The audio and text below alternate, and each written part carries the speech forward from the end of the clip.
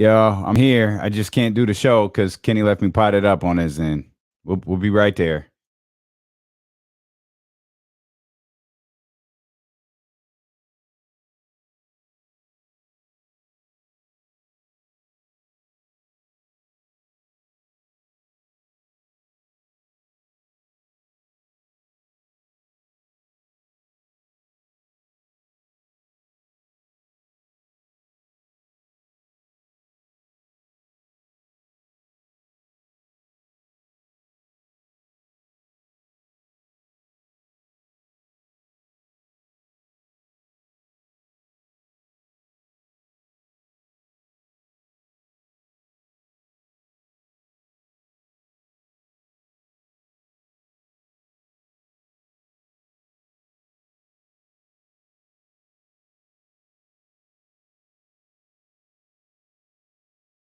Well, we'll be.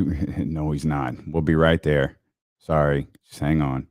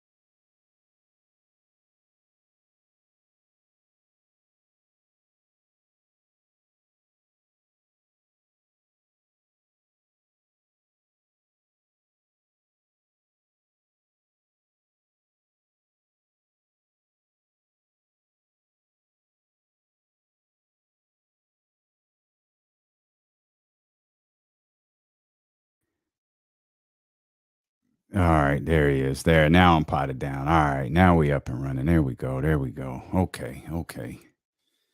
All right. Appreciate y'all, man. Appreciate y'all. We up and rolling. We up and rolling.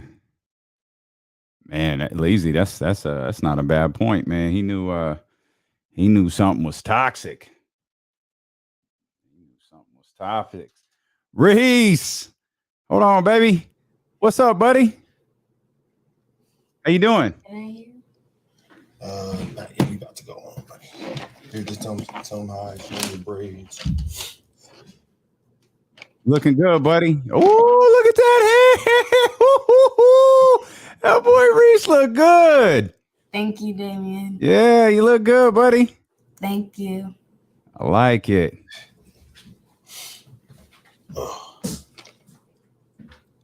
Oh man, we sitting down having some cereal. I look up, it's 11:52. Bro, you make it hard sometimes, man. I tell you, you make it hard to love you.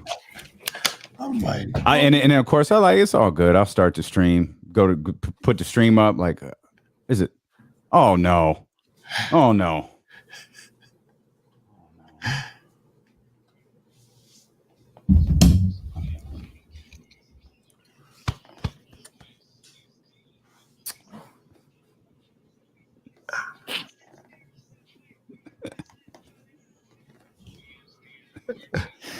What's good, baby? Hope you had a wonderful weekend. We welcome you in here to the August 8th edition of D-Lo and KC. I'm Damian Barling. Acknowledge me. He's Kenny Caraway. yes, sir. Acknowledge me. And we are so happy that you're here with us. James Ham will join us in the final hour of the show. Kent Bazemore signed with the Sacramento Kings. Hey, Baze is back. Yeah. Don't stop all of that red cap. We going home, but I guess we'll talk about that. We'll talk about Kent Bazemore. I ain't mad at it. I just got questions. Like, I mean, I got questions. I understand that. Isn't this what everybody was asking for, though? I mean, Kent really, Bazemore? like, yeah. I mean, people are like, oh, what were they trying to say before? Like, we want Andrew Wiggins for the wing depth. No, you were never getting that. You were always talking about a guy like Kent Bazemore.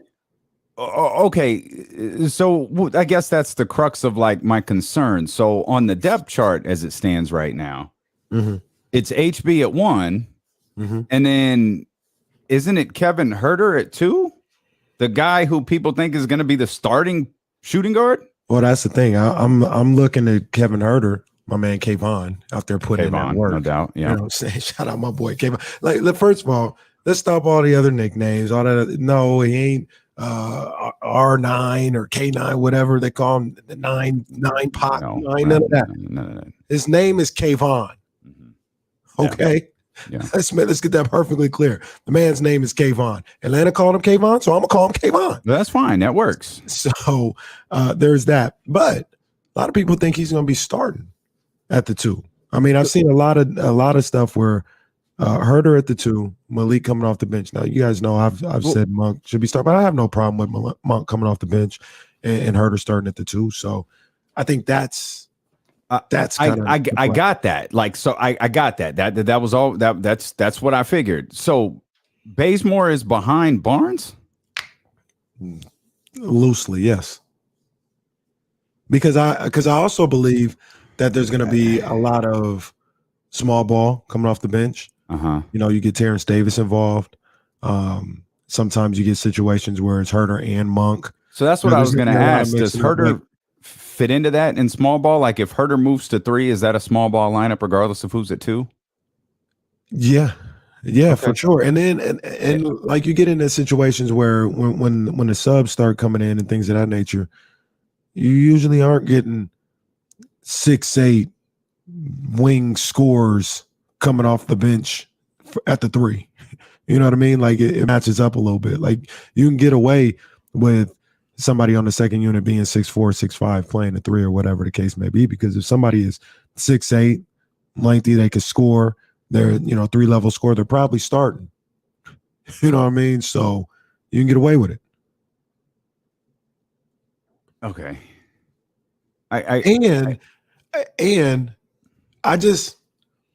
There's a bit of a misnomer about the small 4 position.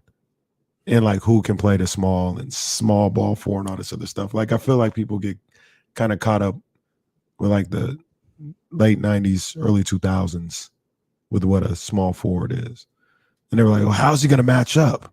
How is Bazemore 6'4", Terrence Davis 6'4", Huerter 6'8"? How are they going to match up with Kevin Durant? Well, yeah, no, they're not. Nobody is. More times than not, though, for your 3, it's like a Michael Bridges. It's a Finney Smith. Like they're stretched guys to play in the corner. Yeah, like I got that. Like you've made case for like height and rotations.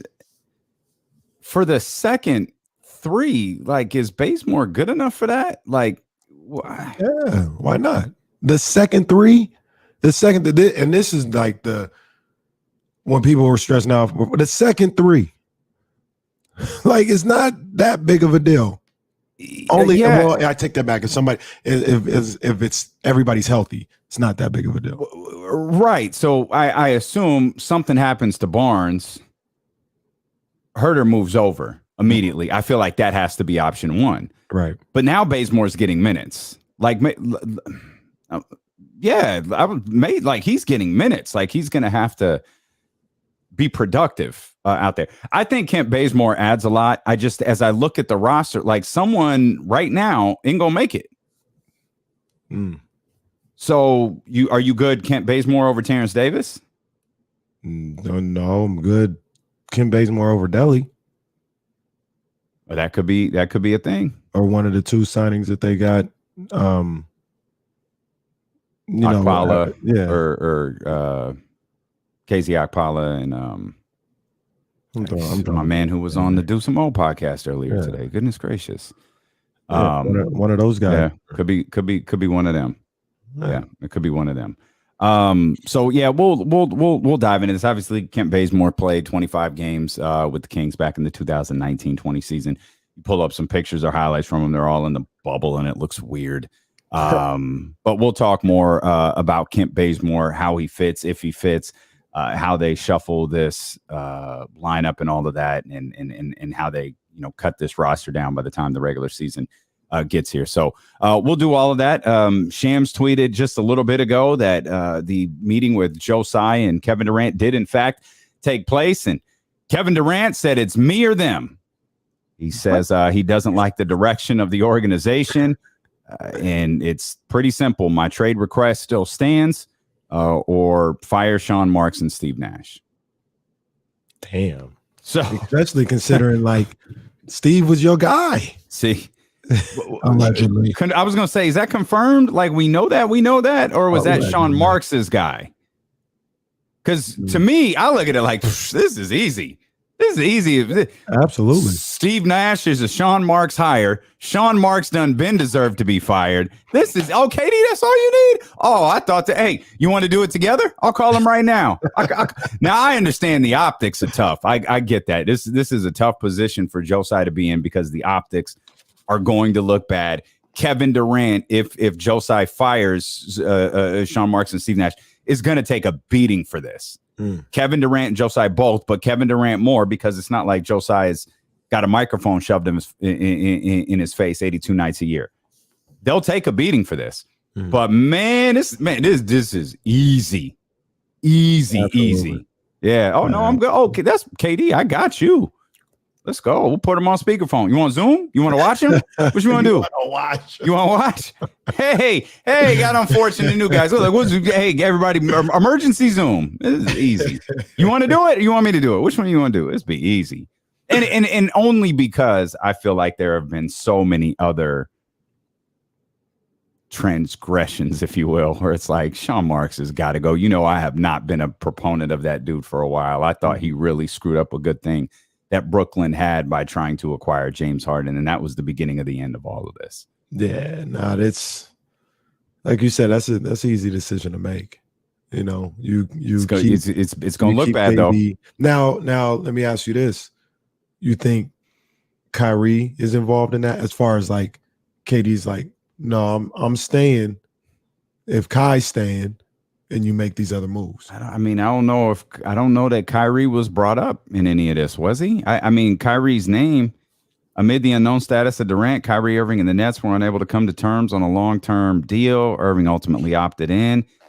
I mean, if you're gonna throw it out there, why wouldn't you throw it all out there? Here are the conditions for Kevin Durant to stay in Brooklyn. Kyrie signs long-term. Sean Marks and Steve Nash are gone. Maybe that's too much. Maybe that's one too many.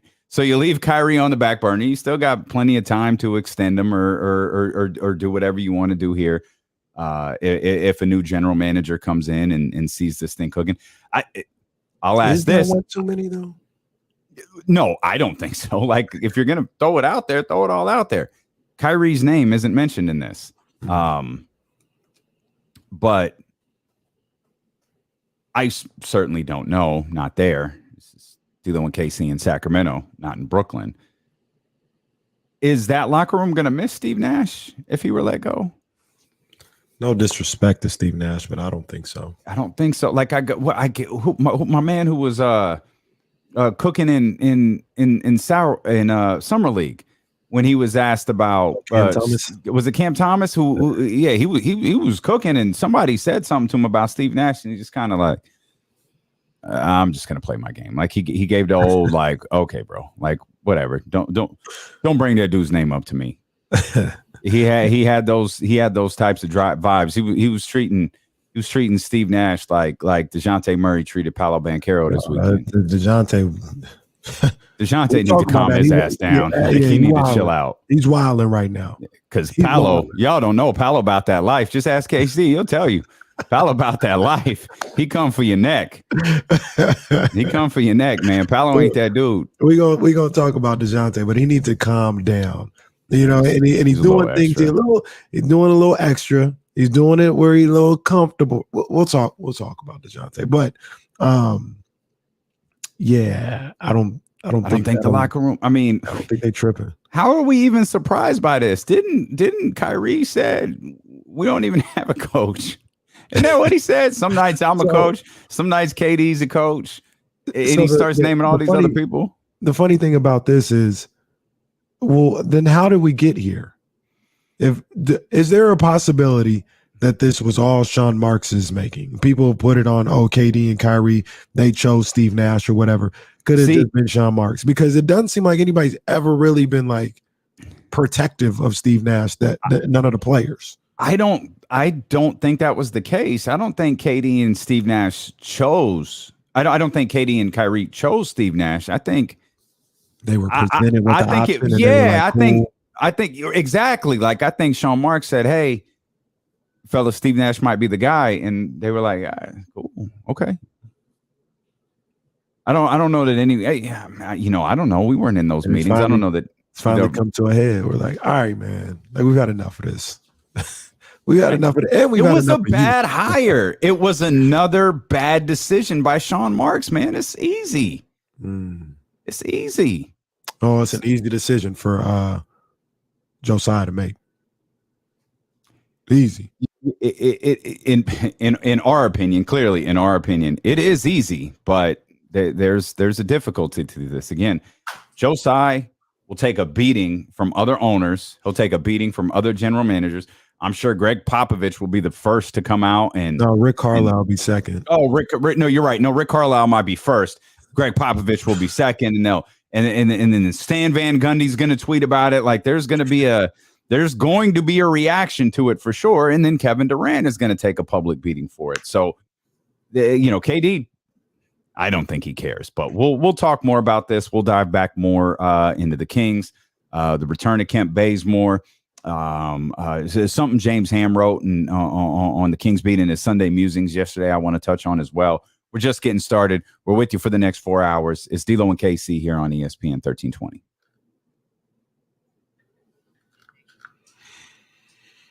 Shime Maneki.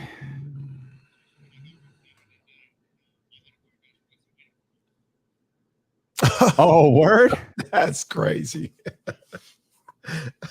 Wow. That's great. That is nuts. That's great. I don't mind me putting. I ate more Sunday than I did Saturday. Yo, this dude, man. Y'all saw the Instagram. Didn't I tell y'all Damian's refrigerator is gonna look like Dre Day? I told you guys. That was a set of 40s. It was gonna be nothing but champagne bottles. And it absolutely looked like Dre Day. I told you guys it would. Told you. That's what he do. That was a camera trick. That's what he do. I got a Black Bottles blessing Saturday morning when I was getting the house ready. Good shape. Just trying to send people home with some. That boy Damien, he just be balling out, man. Oh, we're doing that? Where was you watching D'Lo? Where was you watching D'Lo and KC this weekend? I saw you talk about seeing stuff on Instagram. I saw something on Instagram. Where was you watching D'Lo and KC this weekend? From the friendly confines, man. That's where I was at. Man. The friendly confines. Can I plug in real quick?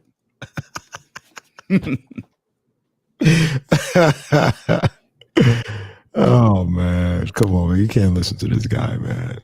You can't listen to him, man.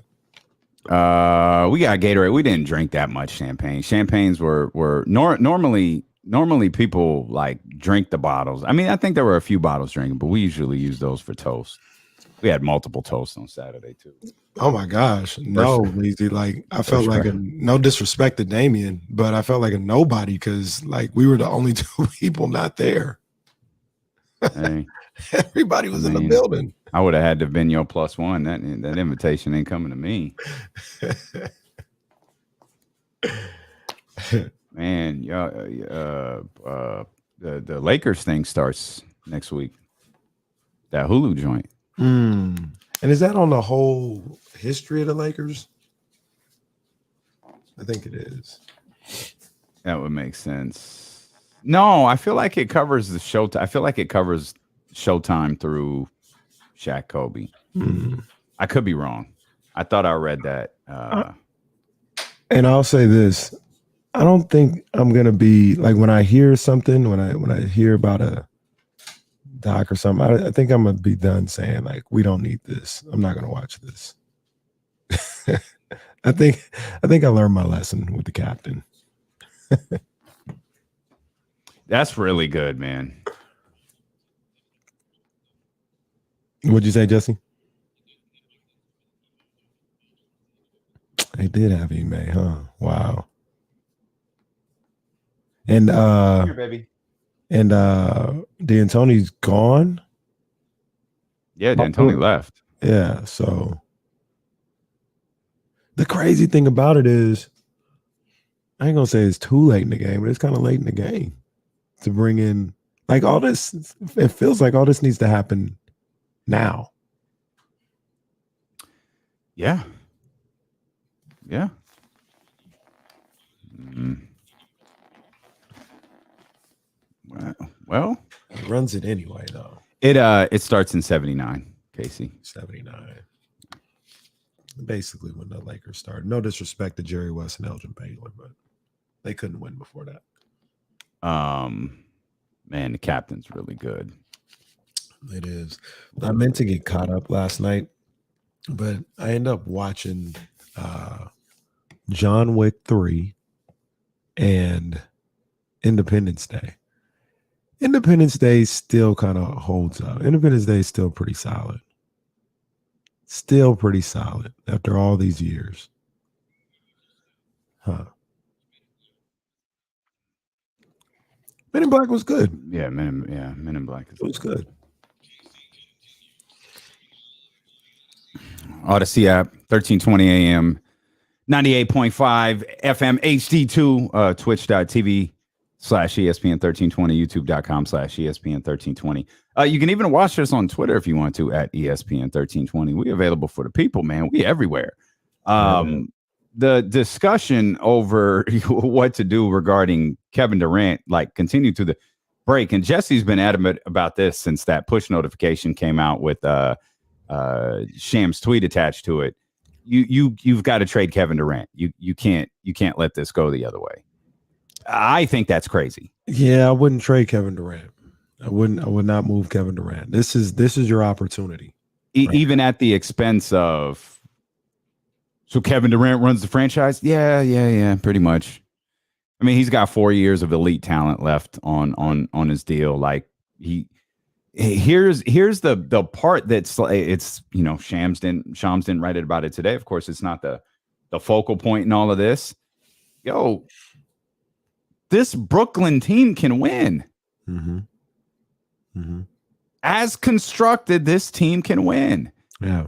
Now, I don't know what the right general manager does. I don't know what the right coach does. There's not going to be a big roster overhaul with the obvious exceptions of moving Kevin Durant and Kyrie Irving. There's not going to be a big roster overhaul here with a month and a half before camp starts. Like you've got your team. It's good enough to win games. You get a coach in there that can maximize KD, makes them comfortable, makes Kyrie comfortable. You get Kyrie playing, I'm not gonna go so far as to say he's playing 82 games, but he's certainly playing a lot more games than he did last year. It works. Like you could still achieve you could put yourself in a position to achieve your ultimate goal with the squad that you have right now. Absolutely.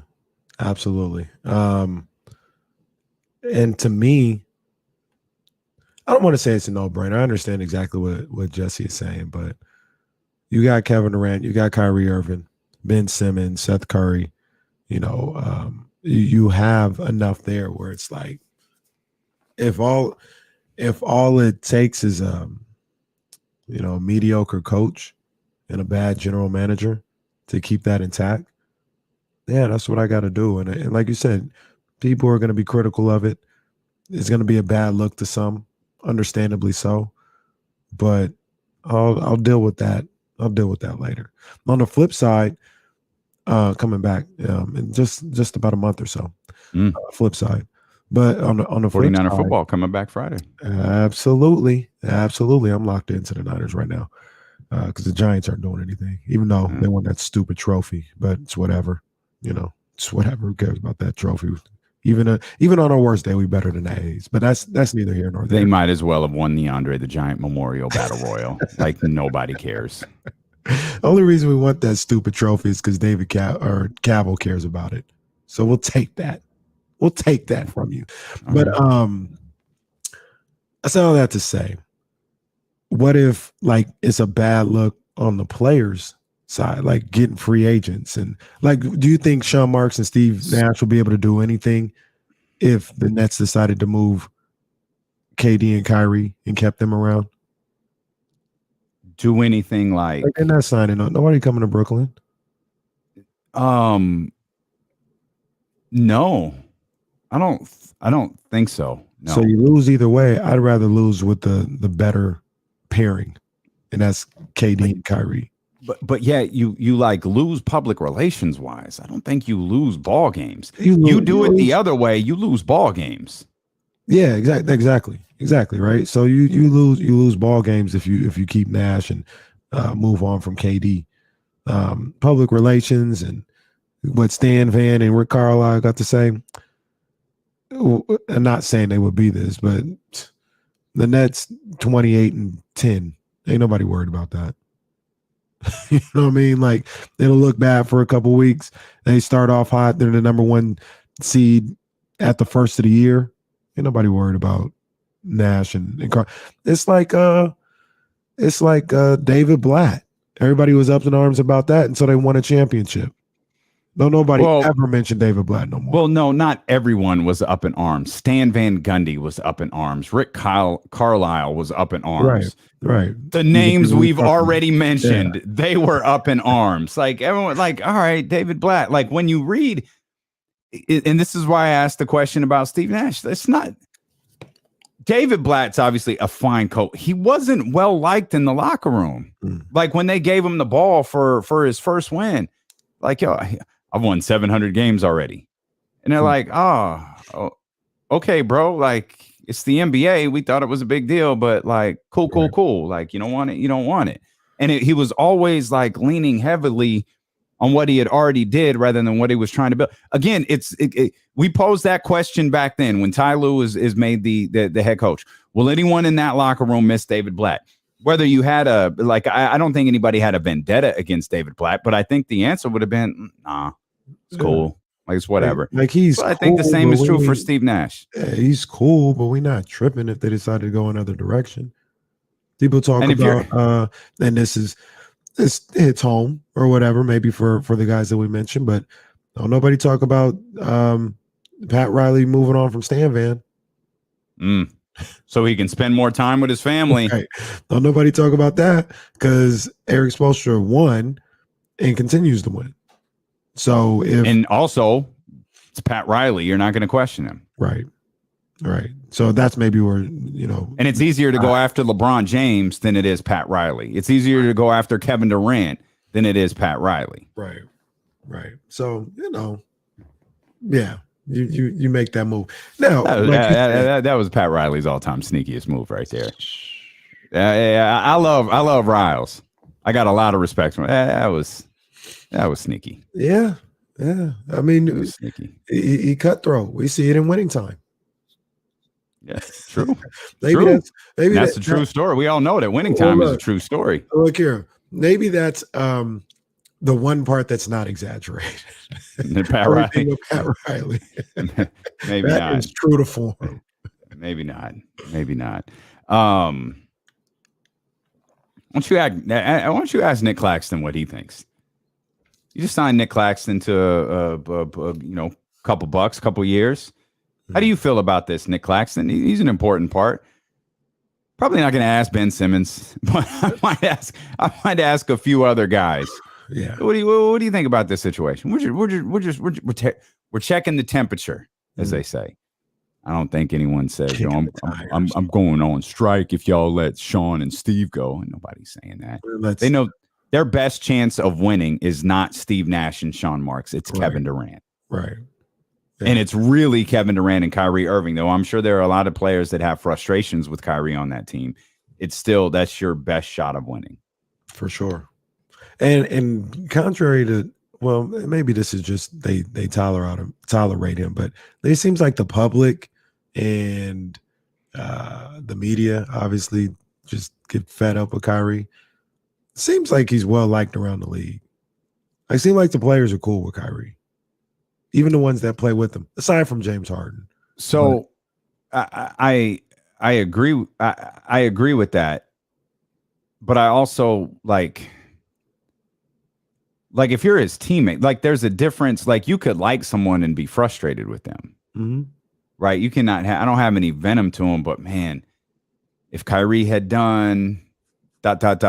we might have been able to accomplish this. Like I think those for sure. I think those things are different. But they don't look at him like maybe how the general public and the media look at him, like, oh, get Kyrie out of here at all costs. Like I don't think his teammates are. I think it's because I think he's too talented. Yeah. I think he's too talented. And he seems like an all right dude. He just does his own thing. He marches to the beat of his own drum. I honestly don't like a think bad guy. I honestly don't think Kyrie bothers anybody. Like, media covers him a certain way because we know those that do this job, they can get in their feelings a little bit. Mm. And they'll slant something based on their experience and their interaction with someone. If they had a bad interaction with Kyrie Irving, they had a bad same is true for Russell Westbrook. Mm. Yeah. We know how Russ is covered, but you think the Lakers are going F Russell Westbrook? You think those players are? You think any member of the Oklahoma City Thunder or Houston Rockets have? No. But that's the way that he's covered. I think the same is absolutely true for Kyrie. I think you're 100% right. Yeah. It's just, when he thinks that it's an old court and I know it took me 3 steps to know that this was an old court. Kyrie, it's a new court. It's just painted old. No. What, Kyrie? But again, but to your point, there's nothing harmful about that. No. It's funny as hell, but there's nothing harmful about it. Ridiculous. Like, it's like, bro, that's ridiculous. But it hurt nobody. Kyrie, what are you talking about? Like, it's more that than anything else. Yeah. But whether he's talented, supremely talented. And that's kind of what it boils down to. Like, in my opinion, they can make it work. This team can make it work. I think Joe Tsai's got a tough public perception call to make, but that's it. This is because at some point, like, how many more chances does Sean Marks get? Like, you messed up the James Harden thing. We're in this situation right now with Kyrie and Kevin Durant, and you hired Steve Nash. Mm-hmm. You did a lot of, and I'll say this to try to be fair to Sean Marks because I talk about him a lot. He built something in Brooklyn that was working. That team in the bubble that was decimated by COVID and injuries. Yo, they busted their ass. Like, everybody remembers Phoenix, and rightfully so. Everybody remembers Phoenix, but remember that Brooklyn team. Remember that they went out there. They had no one on that team. Like, we're not even talking like Kyrie or KD at this. Like, Spencer Dinwiddie was like one of the original. He was that dude. Like, COVID almost killed me. Like, guys, like, he was nowhere. Like, right. he was away from that. Like, just guys were dealing with so much, and they came out there and they played hard. They worked hard. They won some games. Obviously, they were eliminated. But I left the bubble thinking much higher of Brooklyn's. I wasn't thinking about the Phoenix Suns' future because they went 8-0. I was thinking about Brooklyn's future because of how hard they worked, how well that they played with those guys injured, those guys out, those guys dealing with COVID. And they willingly blew it up to bring in James Harden. That group was tougher than a $2 steak. They absolutely were. And, we'll always see it a little different. Like I understand why they went for James Harden. They could have won a championship. They could have won. You can make the argument, and I did that year. You did as well. They could have won it without him, but they were the favorites to win a championship with Harden, and it didn't work. Blew up in the face between Kyrie and James. That relationship didn't work. But you just like you have to learn at this point, and this is a lesson that I guess just Daryl Morey doesn't have to learn, but it's a lesson every other general manager needs to learn. James Harden, again, a lot like Kyrie, is supremely talented, but man, he'll wear out quick. Yeah. Now this isn't as fun as I thought. No, I don't want to do this anymore.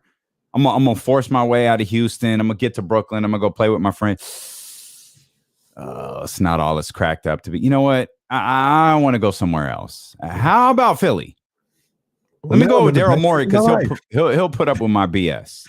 I'm in the best shape of my life. I saw a video of him getting clamped by Scotty Barnes at Hines thing, which happens. I mean, look, Scotty Barnes is a great defender. It don't mean nothing. It just was like, okay. I think James Harden is declining, but I don't think he's not. Yeah, he's not at all either. He's just not. I just don't think he's a 36, 12, and 15 guy. Right. Which is, I mean, obviously that's extraordinary, but he was regularly doing stuff like that. But you just have to know that, like, what? Yeah, I mean, and this doesn't matter to the conversation. But what if it goes south in Philly halfway through the season? Like, what's the conversation going to be? He's got a player option next year. I don't know that Daryl Morey's got the onions to do it, but you could move him. If this fails bad enough, you can move him. Not even the onions. That's his boy. That's his right. He loved James Harden, so they gonna go down together. You know who's truer words have never been spoken about Daryl Morey. You know who Scoop B is? Who? Scoop B. I follow him on Twitter. Okay. NBA insider ish, but he's kind of connected. He's if he's saying something, I listen. He's the curator of the culture. Okay, I rock with that. Yeah, I think a couple weeks ago or whatever the case may be, he was on a podcast or something like that, and it's come back up today with the Kevin Durant news.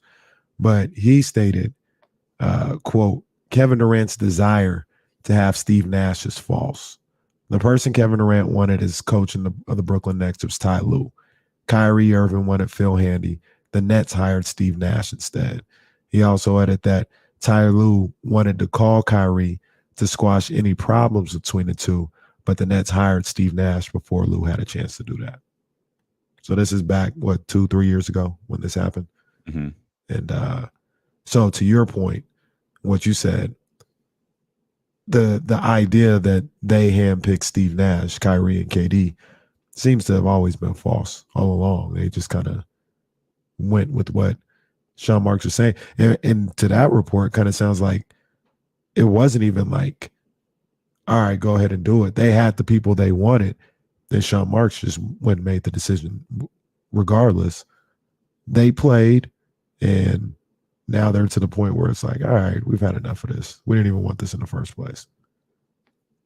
That's I'm curious. See, and those are the type of guys who I'll tend to trust a little bit more, because a guy like Scoop, that's the type of guy who has like the ear of a player just in a casual setting. Mm-hmm. Yep. And the show, man. Oh, I've been following this stuff, man. I like to talk to him. Let's do that. But how involved were they to begin with? Did they sit down with Sean Marks and it was a discussion? Did Sean Marks go to them and say, hey, what are you thinking? Do you have any ideas? Is there anyone you want to talk to? Or did Kyrie and KD volunteer the information? You know what I mean? Because those are different. Mm-hmm. Because I'd be the type of person who, if we got called into a meeting and someone said, hey, we're putting a show on before yours, who do you want it to be? And I say something, and you say something, and what you say is different than what I say, and then they hire someone neither one of us said. I look at them. What the hell did you bring us in here for? Right. Like, Right. were you hoping we would give you the answer you wanted? Were you hoping we'd say Steve Nash? Like, what are we here for? Yeah. That's dumb to me. That's lip service. That's not genuine seeking input. That's like, okay, guys, who do you want as the head coach? Please say Steve Nash. Please say Steve Nash. Please say Steve Nash. Get out of here. It's not genuine, man. Well, we don't know. We don't know that that's what happens. I know Kings fans were sitting around crossing their fingers going, we want Kent Bazemore. We want Kent Bazemore. Yeah. Yeah, absolutely. Baze back in sack. He's excited too. I saw that. Yeah, of course I saw it. You don't see it very often. I like Kent Bazemore. He did a fine job in the time that he was here on a terrible basketball team. I mean, that team was just dreadful in the bubble, and I thought he did a fine job. I think he was 10-5-ish or so, about 20 and some change, 23 minutes per game that he played here. Went and played with the Warriors and Mike Brown the year after, and was part of the disaster in Southern California last year as well. Yeah. I don't think that like Kent Bazemore is even that 10-5 guy anymore. And that's one of the things, like when we talk about him possibly being in the rotation, being a backup for Harrison Barnes. I don't even see him like on the depth chart as a small forward. Yes, he's going to be the backup behind Harrison Barnes, but there's going to be some things in the rotation where Harrison Barnes comes out. All right, Herder, you move to the 3. Malik Monk is it? Like, it's going to be that. It ain't even going to be Harrison come out, Bazemore coming in. I think there's going to be maneuvering with the rotation before you even get to Kent Bazemore on a nightly basis. Like Herder going to 3, going from the 2 to the 3. Yeah, I think so. I do wonder who the first off the bench will be, and if that's consistent. Barring foul trouble, flow of the game dictates a lot, but offensive coordinators, coaches have the first 10 plays scripted, right? The first 10 plays of every game are scripted. They know exactly what they're doing, and then they'll kind of fill out the rest of the game, defense, do all of that stuff based on those first 10 plays. I wonder what the game plan will be. Certainly not today, but what the game plan will be headed into the regular season. Like, all right, here's our starting lineup.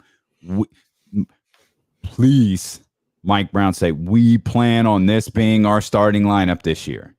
And then who that first name called off the bench is, and if that's the plan to be the regular plan.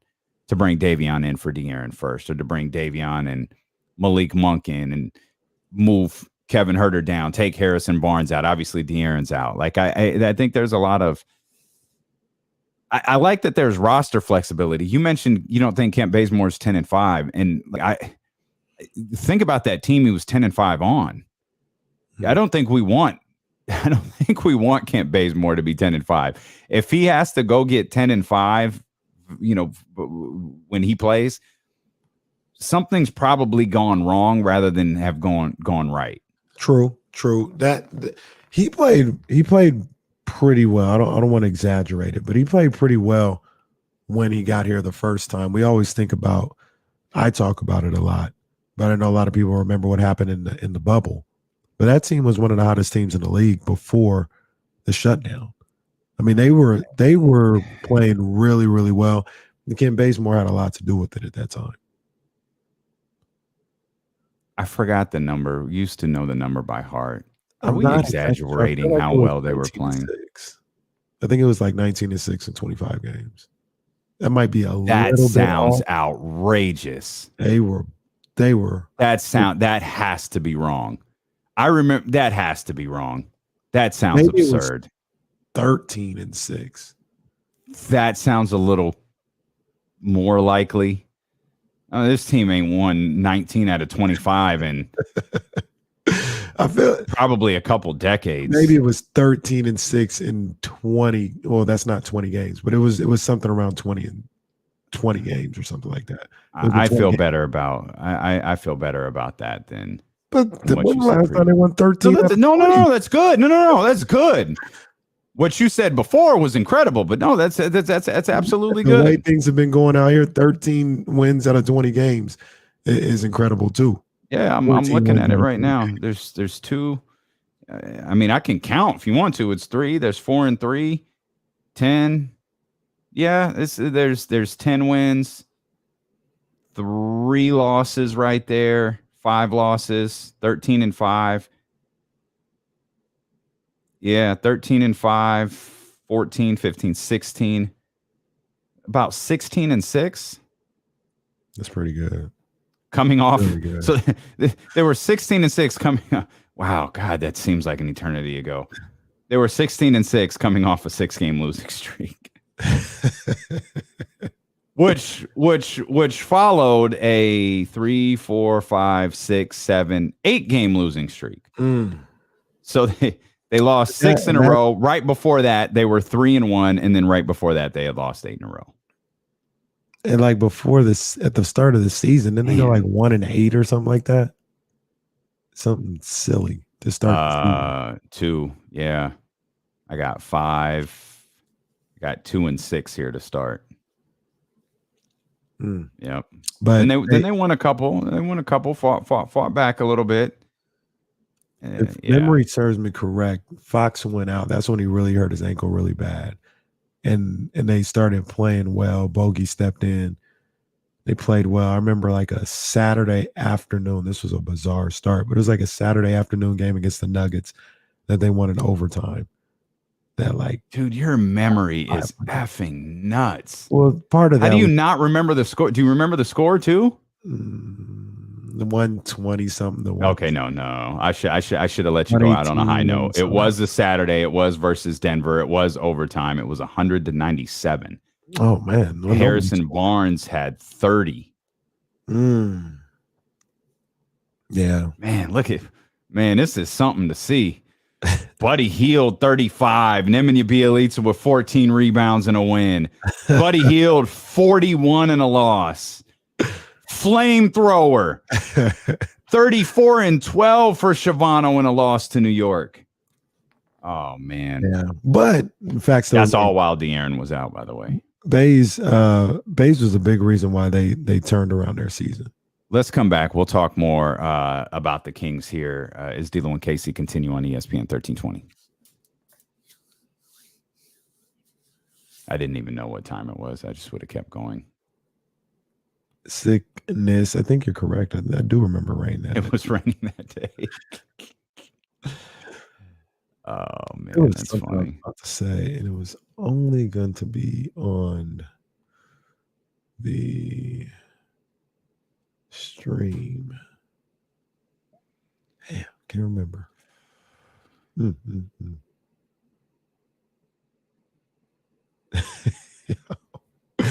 This dude, man, he's working hard for the money. Who's that?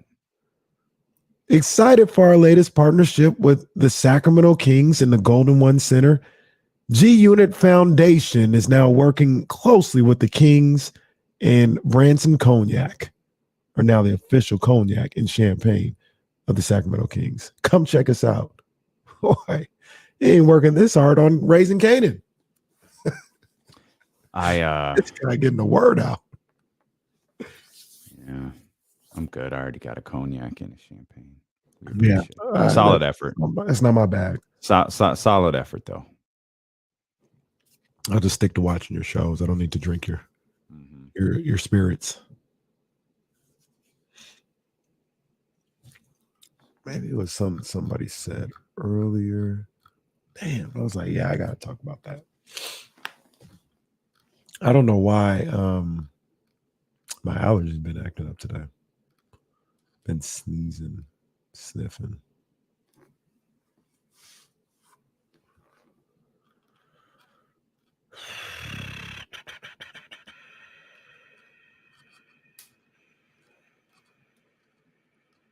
I don't know. I'm never going to remember it. This is terrible. Shout out to the dope ones for the freshly minted gear that we're rocking today. Yes, sir. You know, this reminded me. I love this shirt. Obviously, I'm wearing it today. This reminded me, Donnie. Maybe we need a Blank Man shirt. I love Blank Man. Feels wrong. I guess Blank Man's different. He wasn't handyman. He was just like socially really close. It was really close, though. They were like, let's tone it down for the movie.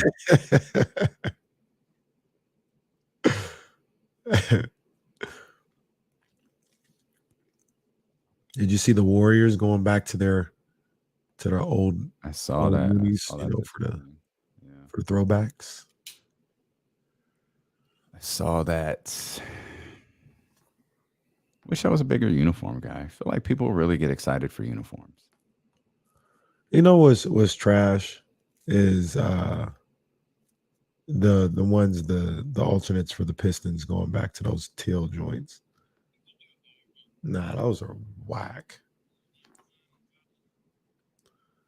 Maybe it's how like hyped everybody is for them that it's like they whack.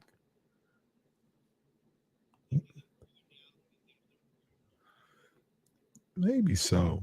Maybe that'll be the case. I'm not a fan. I like their blue and red. I love their traditional colors.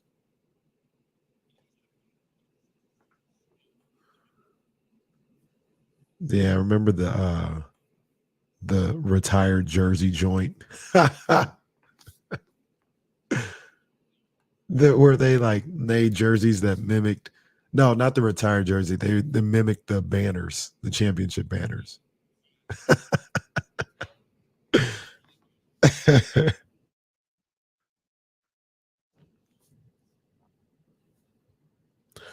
When you won't want me, when you won't want me.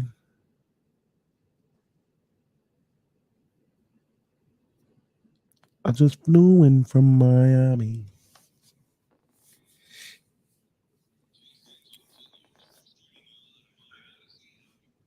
Live on the Odyssey app, live on Twitch, YouTube, and Facebook. Just getting word from Danny in San Francisco. I think the podcast trailer should be live here within the next day or so. And Corners of the Culture episode number 1 will drop Thursday. So once it's available for you to subscribe and all of that good stuff.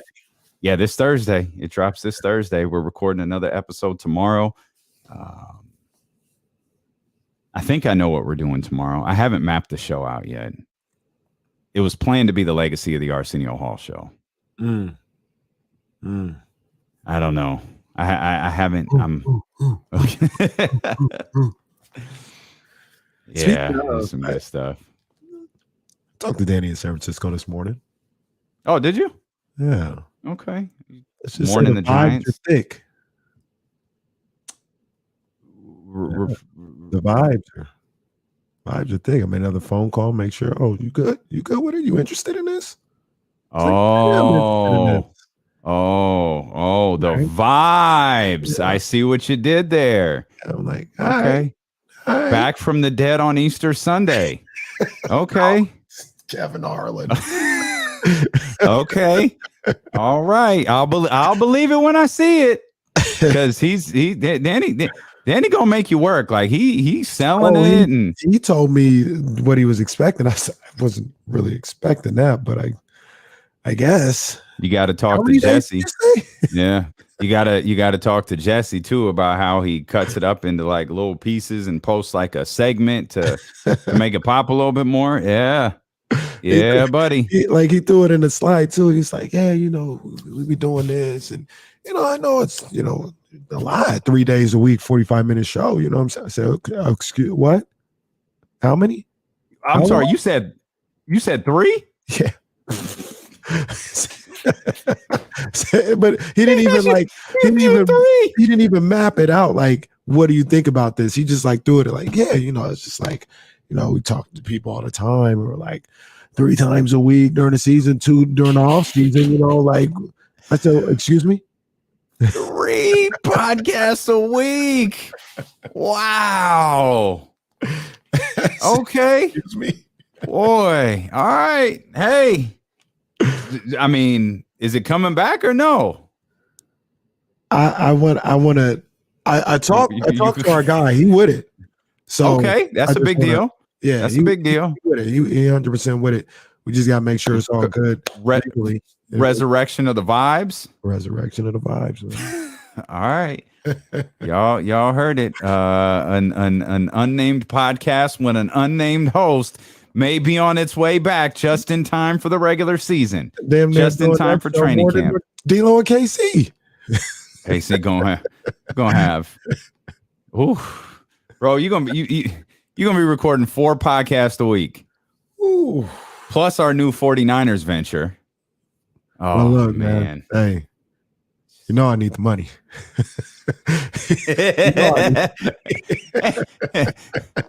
Well, we all go ahead and keep the party going. The ceiling is the roof. Let's make it happen. Let's keep moving forward. Got to get my man hooked up with solar so he can save some money over there on that charge. The ceiling is the roof. Performance of the night brought to you by ACR Solar and Roofing. Call 916-481-7200 to set your appointment. And this just dawned on me. We talk about the old roof, how it could lead to high energy bills, and you throw them solar panels up, how they could help. Maybe you just need to replace the roof. It just dawned on me. There is something else they do.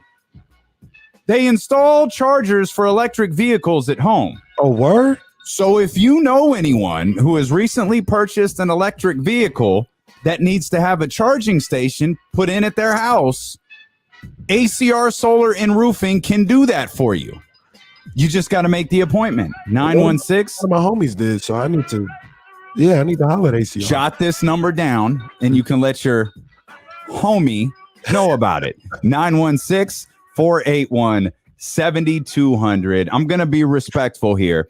I wanted to go Asia Wilson because she scored 29 in the win. Breanna Stewart scored 35 and 10 in the loss. Whew. But it was Birdie's night, and Birdie's got all the accolades.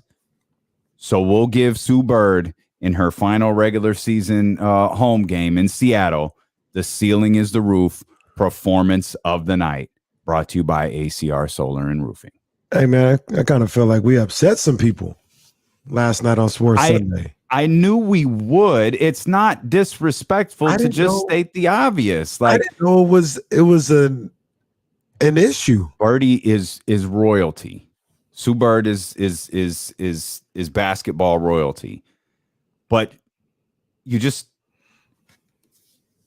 she's never been the best player on her team. Mm-hmm. She's the 3rd best player on this one. Mm. Like she has been the best player on the team, but that team wasn't winning. You talk about winning championships, it's Breanna Stewart's team. Right. It's Lauren Jackson's team. Breanna Stewart has won MVPs. Yeah. Lauren Jackson won MVPs. Sue Bird, again, people like, just because I'm not willing to say, and this is what Kenny and I were talking about with Sarah Hodges last night on CBS 13, we're not willing to say Sue Bird is the greatest of all time. I don't think Sue Bird is a top 10 WNBA player of all time. It doesn't mean she's not incredible. It doesn't mean she's not one of the most accomplished players of all time. It means she played with Diana Taurasi, who was better. She was never the best player on any of the USA teams that she won. She's an important piece, but never the best player. Right. Same with Seattle. Lauren, Breanna Stewart, and right now is Breanna Stewart and Tina Charles. Both of those players are MVPs. Birdie is not. Birdie contributes to them winning, but she's never been the best player on the team. That's all we were saying. And I got love for Sue Bird, and I recognize the icon that she is in the WNBA and in women's basketball in her era. Absolutely. She damn near an icon in the culture. Straight up. Keep it real, yeah.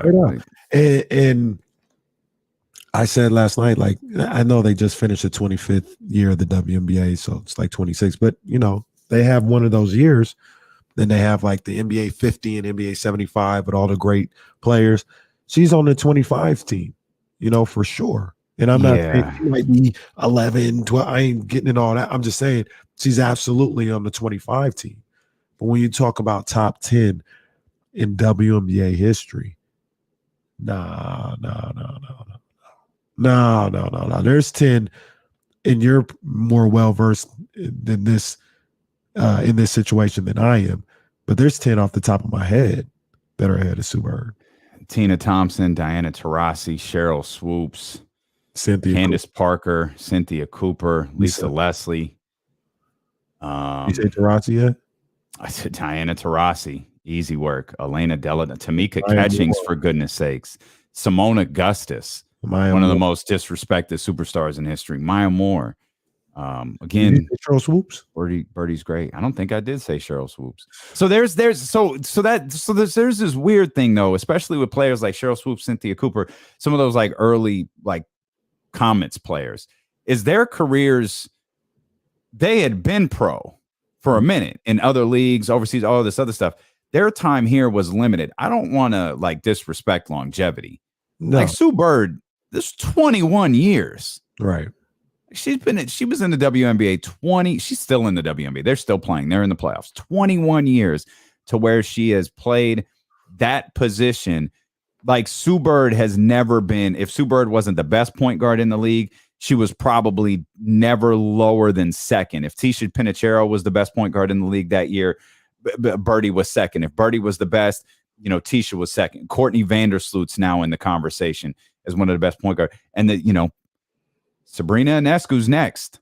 She's the one who's going to take that mantle from Birdie this year and be that dynamic point guard in the league. And Sabrina already is a better scorer than Sue Bird has ever been. Yeah. And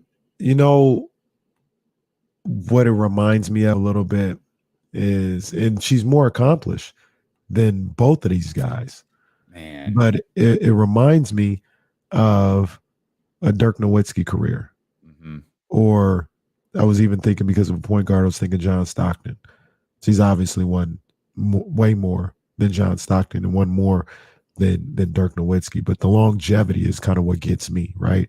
Performing at a high level and being, I don't know if she's a 21-time All-Star, but being that level player for that long, that's nothing to sneeze at all. You combine that with how good she actually was and how much she actually won. That's why she's one of the greatest to ever do it. But top 10, I think we just went 15 players just now. I think I'm gonna walk it back. Walk it back. She's top 10? I need time to think about this. She's not top 10. I don't think she is either. I just feel bad disrespecting the 21 years. You can have her closer to 10. You can have her at 12 and all this other stuff. But she ain't 10. We just named 15. I know she's better than some of the players on this 25 list, though. I tell you that. She is one of, this is funny, for those who've listened to the show for a while. She is one, boy, there is one player on this list that just stands out like you've got to be kidding me. It's just glaring. Like, what are you doing here? There are two players on this all 25 list. Wait, how is that possible? There's three players, and Brittany Griner's one of them. That's stunning to me. Becky Hammond. So we're at 4. Okay, there's more than I thought. 5. I'm counting the players who haven't won MVPs. And we didn't mention Brittany. All right, Is Brittany she lived up to the hype in the WNBA? That's a good question. Yes. I feel like she was 2-time champion, 2 or 3. I don't know how many they won. I think just one, right? One? I think so. 2. But they just won one. Could have just been the one. But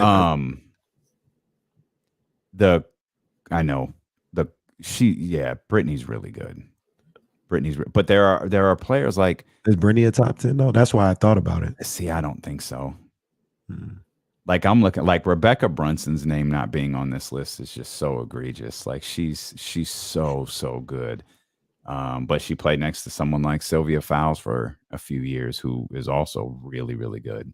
Let me ask you this, and this may be errors of basketball type thing. Is Brittany better than Tina Thompson? And Tina was my They're girl. really different. They're so different. I think the better comparison is, so to answer your question, I don't think so. Okay. Tina was dynamic, boy. Man, I used to love watching Tina. Tina was dynamic. It was a problem. And physical for her position and the way she moves, physical. The better comp might be just because of position wise, like Sylvia versus Brittany. I think Sylvia is better. Like, I think Sylvia might be the best at that position that the league has ever seen. Brittany and Yo.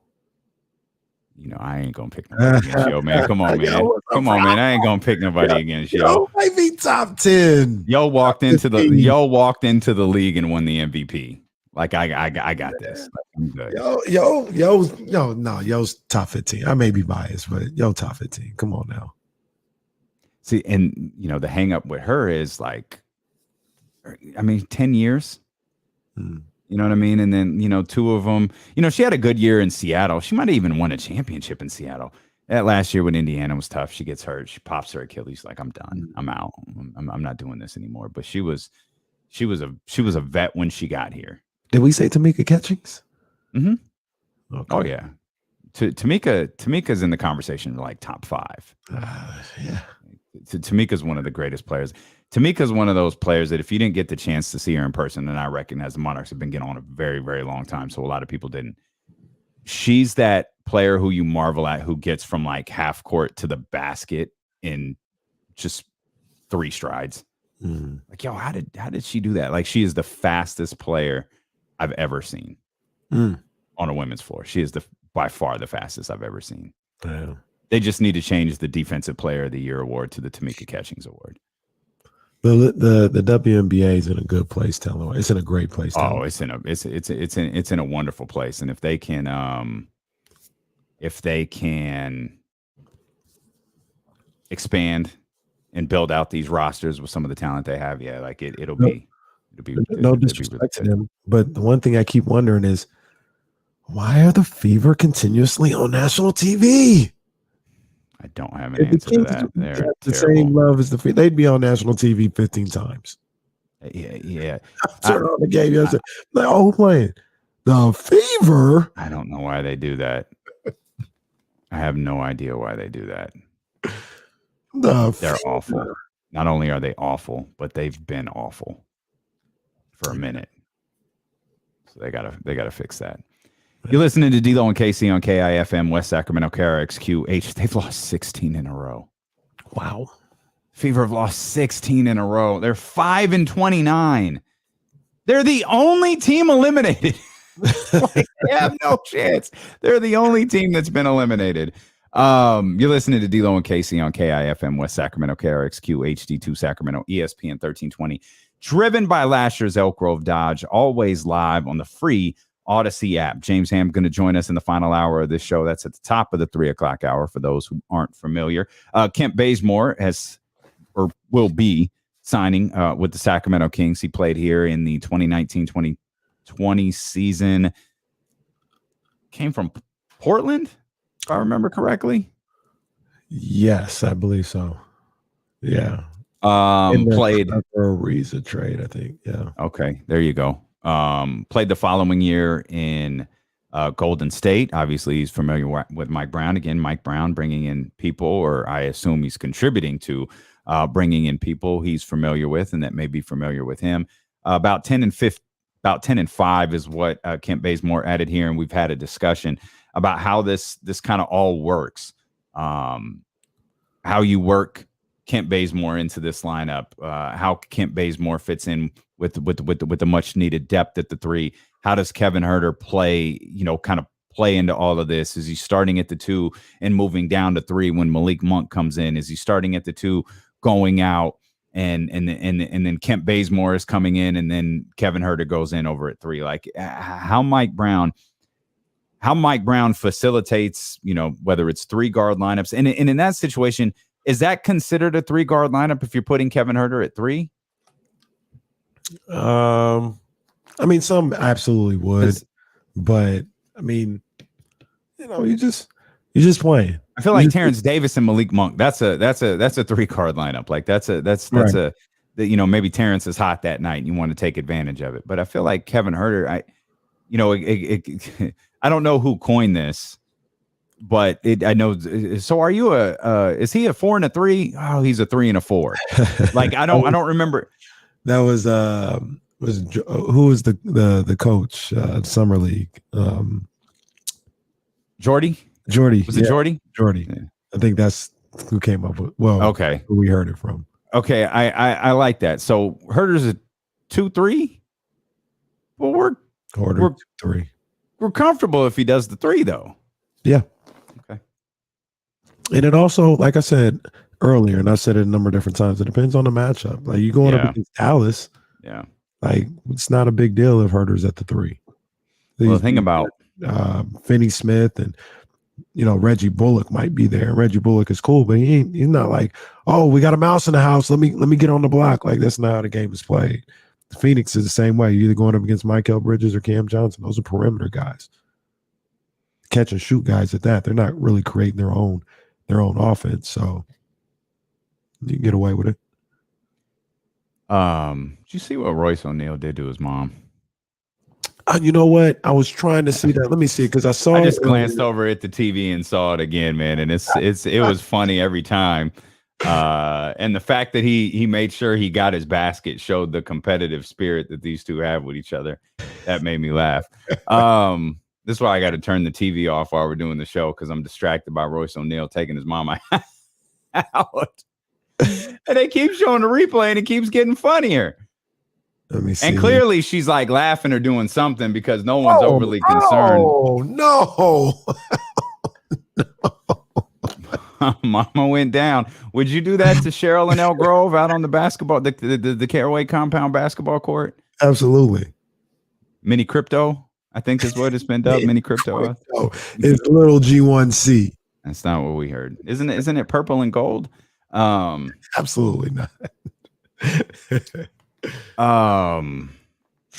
You mentioned them playing Dallas. I was thinking, man, God, they're gonna have to make threes against Dallas. Like that's the one thing Dallas it does incredibly. They'll hit the 3 on you. Oh, for sure. For sure. James wrote about that actually in his Sunday musings over on the Kings Beat. He kind of posed the question: did one of the Kings' biggest weaknesses is that now one of their biggest strengths? Is 3-point shooting a strength for the Kings? And I'll pose that question to you and to everybody else. Is 3-point shooting now, with the way that the Kings have built out this roster, the way that Monty McNair and Mike Brown have built out this roster, is 3-point shooting now just up to par, or is it an actual strength now for the Sacramento Kings? It's a good question. It's a great question. I'll say, for sake of argument, I'll say it's a strength. I'll say it's a strength. I mean, when you look around and you got guys like Huerter, you got Monk, you've got guys like Terrence Davis who can shoot the 3. You've got Keegan Murray who can shoot it. I'll even throw Trey Lyles in there. You got guys everywhere that can shoot the ball pretty well from their position. I think it's a strength. I'll put it as a strength. Okay. It's obviously something that Kings fans had been begging for them to do, begging for them to add shooters to this team, Kings fans weren't just doing it. People from around the league were like, this team desperately needs 3-point shooters to surround De'Aaron Fox and Domantas Sabonis with, which actually poses another question for me. If you're surrounding Fox and Sabonis with 3-point shooters, 3-point shooting isn't, for lack of a more articulate way of putting it, like that's not plan A. No, because De'Aaron's not a 3-point shooter. He's going to get to the basket, or he's going to go mid range. Sabonis, same thing. Sabonis will be, either back to the basket or working in the post, working close range. Mm-hmm. Those we believe those to be 1 and 2. So is it like, okay, 3-point, our 3-point shooting gets ramped up depending on how they guard how they guard Fox when he gets to the basket, or how they're guarding Sabonis while he's in the post. Right. I think much like the aforementioned Dallas Mavericks, the first option is going to be some type of one-on-one matchup. And that comes in a number of ways. Yeah, it's not like just dribble the ball out one-on-one, but it could be, Fox coming off of some type of dribble handoff and turning the corner on the guy that switches, or getting Sabonis the ball 15 feet away and letting him go to work, whether it's pass or, the play is going to be something one-on-one to open up things for other people, right? So open up a three or spread the floor and get a kick out, something like that. Or if nobody ever comes, you just take the ball to the cup, you do whatever, Fox with the mid-range, Sabonis at the basket, whatever the case may be, you have that option. But I also feel like it's going to be interesting too, because I think if that isn't the way they go about things, it may be a situation where just pass and cut, moving the ball movement, whether that results in a layup or a three, whatever the case may be, it's going to be moving that ball from side to side and getting open looks on the back end and, off of misdirections or, backdoors or whatever the case may be. I think it's going to be creating one-on-one matchups, but not in the traditional sense of what Dallas did, just dribble the ball out and go one-on-one. Let's talk more about this. Rory says something interesting here over at youtube.com/ESPN1320. Says it'll be a pick your poison scenario with Fox, Sabonis, and catch and shoot threes. I'm going to talk more about that, and we will. ESPN projected some finishes for the Eastern Conference. We'll touch on that. We haven't got an opportunity to really dive into the Paolo, Dejounte Murray. Sports is more like professional wrestling than sports fans are willing to admit. And you're more of a wrestling fan than you're willing to admit. We'll explain. Also, we took on Cleveland on Saturday. I want to talk about that. Oh, man. We took on Cleveland Saturday. I found myself in another fight on Sunday. We'll talk. The disrespect that was going on in my house is just absurd. We'll dive into that when D'Lo and Casey return here on ESPN 1320. Let me get a tissue real quick. Oh, man. See the Sparks slept in the airport last night after their game. That's awful. I'm flying out Friday, and I'm scared to death something's going to go wrong. I've been tracking the flight, and it's 30 to 40 minutes late every single night. So I know, okay, not leaving on time. It's been canceled twice in the last 3 weeks, and then it's left at 3 a.m. twice. Dude, I know, man. I regularly think about that. I'm trying to come up with the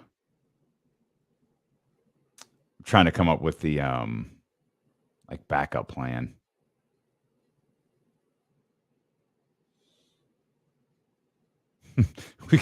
we got cynical. Do you have questions for our CEO? Yeah, I got one. First one. How dare you? Yeah, I got questions. All right. I got questions. All right. They ain't gonna answer mine. They are not gonna answer. Oh, you already know. You already know.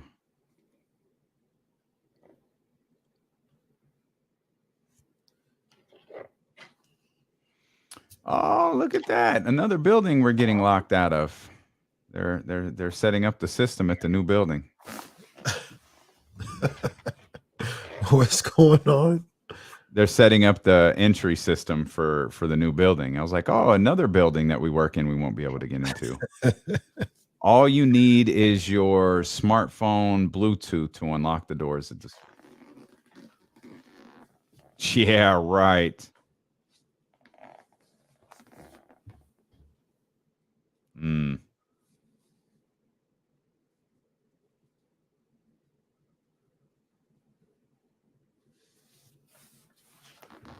I think the end moved over there today. Oh, that's cool.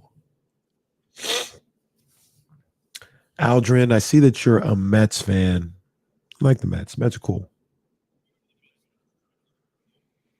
Yeah. Did you see Bill Simmons went in on the Red Sox for that Mookie Betts trade again over the weekend? Mm-mm. Yeah, he said it was the worst trade in franchise history, like one of the worst trades in the history of baseball. And he's right. How do you let go of Mookie Betts willingly? And he was like, what, 23 at the time or something like that, 25.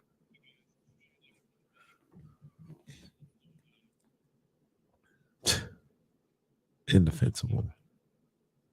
Indefensible. I see you, Cheryl. Yeah, man, them O's. They out there showing that youthful exuberance.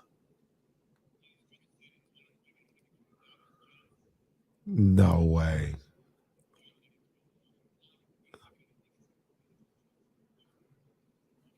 Bruh. I take back.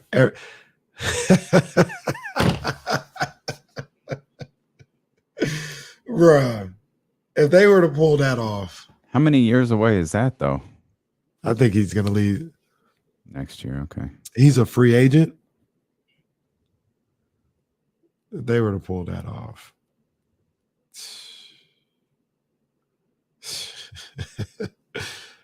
I'd fall out and die. I'd fall out and die.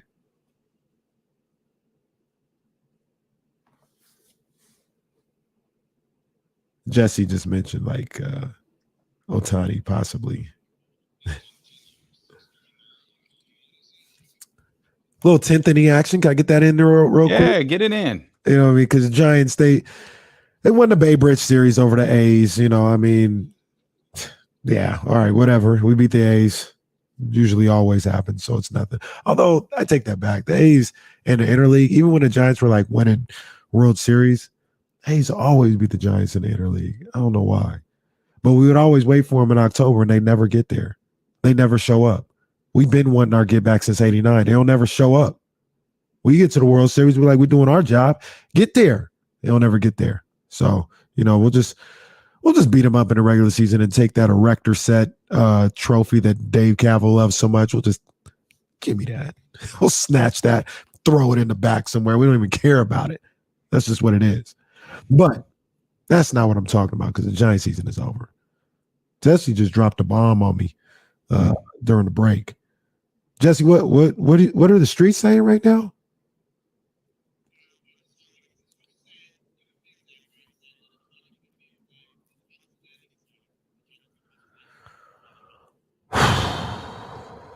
And I told Jesse if that happened, I'd probably fall out and die.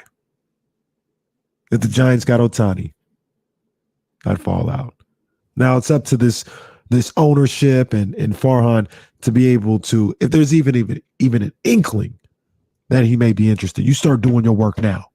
You look to close the deal now. Well, not get him now, but you know, you start making those plans now.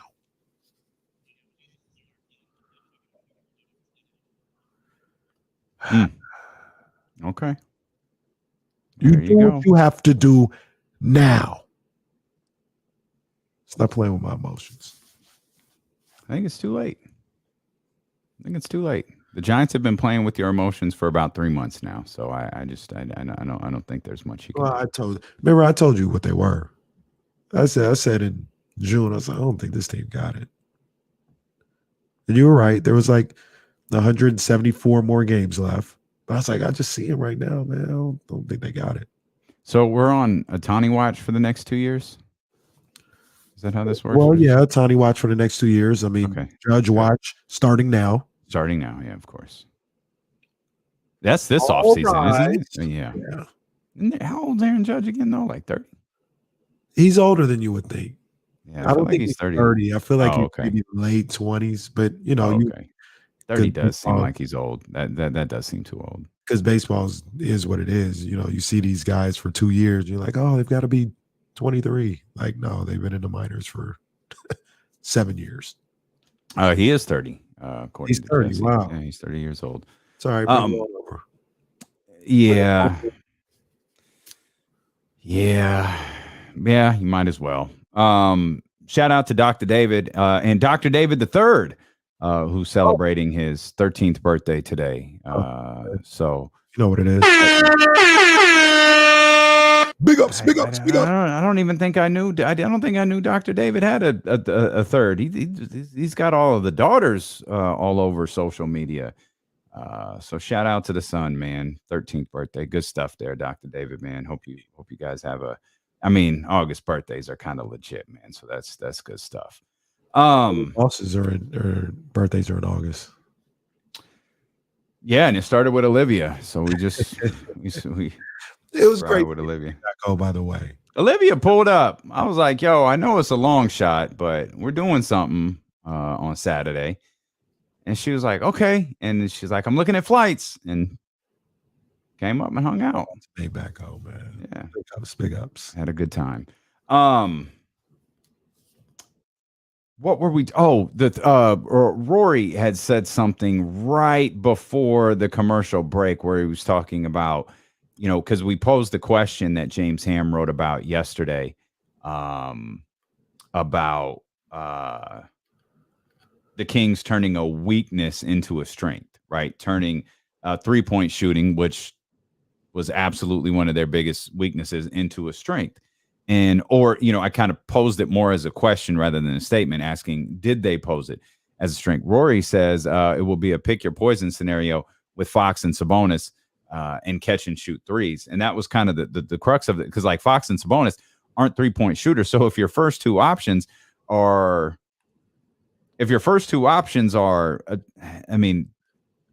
2-pointers, right? Either at the post getting to, or in the post or getting to the basket. It's like, okay, you have to make an effort at some point to make sure you're running plays for guys like Malik Monk, that you're running plays for Kevin Huerter, and it not just being a situation of what's left. Make the defenses adjust to Domantas Sabonis and De'Aaron Fox, and then let those guys cook from there. And hopefully they will. Right. And I think that's, it's going to, Rory talked about it, it's going to be like a pick your poison type situation. The first thing you want to do is get Fox going downhill. That's your best player. You want to get him in a spot where he can be most effective. Your second best player, or your other best player, whatever the case may be, you want to get him in positions where he can be most effective.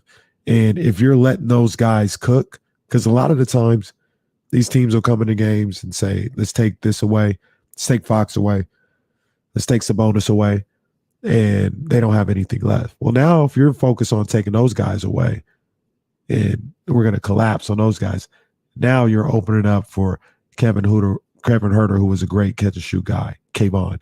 It's have Malik Monk, who was a great wide open catch and shoot guy with the Lakers last season. You're giving them wide open looks.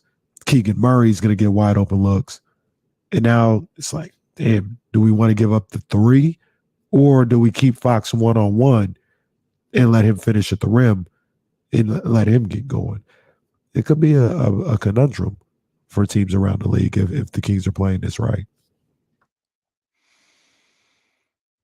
Yeah, it's something they've got to, they're going to, again, a broken record, get off to a strong start, like make teams respect you. Rory said, he sent us some stats here. Last season, the Kings scored the fewest points on catch and shoot field goals in the entire NBA. Wow. That sounds like a problem. Yeah, I think that's where I get stuck on the question. It was a liability last year, obviously, by these stats Rory put in front of us. It was a liability last year. But is it a strength this year, or is it just better? And I mean, I think without seeing it, okay, it's better, or it should be better. Catch and shoot should be much better for the Sacramento Kings. Creating around the perimeter should be much better for the Sacramento Kings. But is it a strength? Like, will it be something teams fear? Will it be something teams like, yo, we know Fox and Sabonis do their thing. We know they're going to start the game trying to work those two, but we got to keep an eye on Keegan Murray. We got to keep an eye on who Kevin Hurt, whoever, whatever you want to do after that. Because I don't think they're the same thing. I don't think a strength and not being a weakness are the same thing. I agree with you. But I do think it'll be a strength. The fact that they can do that, the fact that they have guys that can knock down a three, and we're also assuming, and rightfully so, that Fox doesn't get better at his 3-point shot. That Sabonis doesn't get better at his 3-point shot. We're assuming that because we haven't seen it to this point in their career, them be lethal 3-point shooters. But maybe they've improved on that shot, and if they're able to improve off that, even though the first thing you would want from them would not be to shoot a three, if they can knock that down as well, and now that's part of their game, and now at any point in time, you're looking at 4 or 5 guys that can shoot the 3 ball on the court. Like right now, or last season, I should say, you were looking at Buddy Hield being your only real 3-point shooter. Yeah. Like it was like at certain times on the court for your starters. It was Buddy Hield was only. Buddy was just standing in the corner, if you recall correctly. They should have let him rock. Let him do more. They really should have let him live out his dreams as Kobe Bryant, because he never did, and I never complained about it at all. He definitely just stood in the corner. And now you're looking at a situation where it's just Harrison is a guy. Well, I guess De'Aaron, but I'm trying to think of guys that maybe can't shoot the ball, right? And really, it's just Fox, because I don't think you're going to leave Harrison open. Willingly, I'll just let him shoot the 3, especially if he's like a corner 3 guy or whatever. He shoots it well enough where you're not just going to let him do whatever all the time.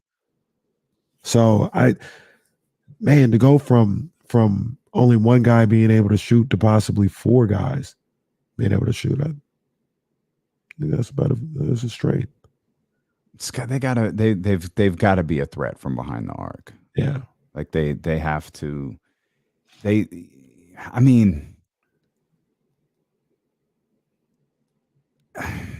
they can model themselves after Dallas a little bit, can't they? I mean, this is a team that won 52 games last year. I understand that. I want them to be a little bit but you could, and maybe they were only one-dimensional in the playoffs, but like you called it beautifully. Dallas is going to win games in the playoffs if they hit threes. Like an abundance of them. If they don't, they're not. It's just there's really not an in between. It's as simple as that, and that's exactly how their postseason played out. I think the Kings will model their game more, or their offense more, after Phoenix and Golden State, because you got 2 guys on there in Ayton and Draymond who are kind of non-shooters, but Ayton doesn't orchestrate the offense the way Draymond does, but I guess it'd probably be more like the Warriors, even with Mike Brown coming in, because you got a guy like Sabonis who you can run offense off of. But how much does those, because you just named 2, I don't know what Phoenix was last year, but the year before they certainly were. You just named 2, you certainly named 2 teams that in the last 2 years at least have finished either 1 or 2 in defense. How much does defense dictate what you're able to do offensively?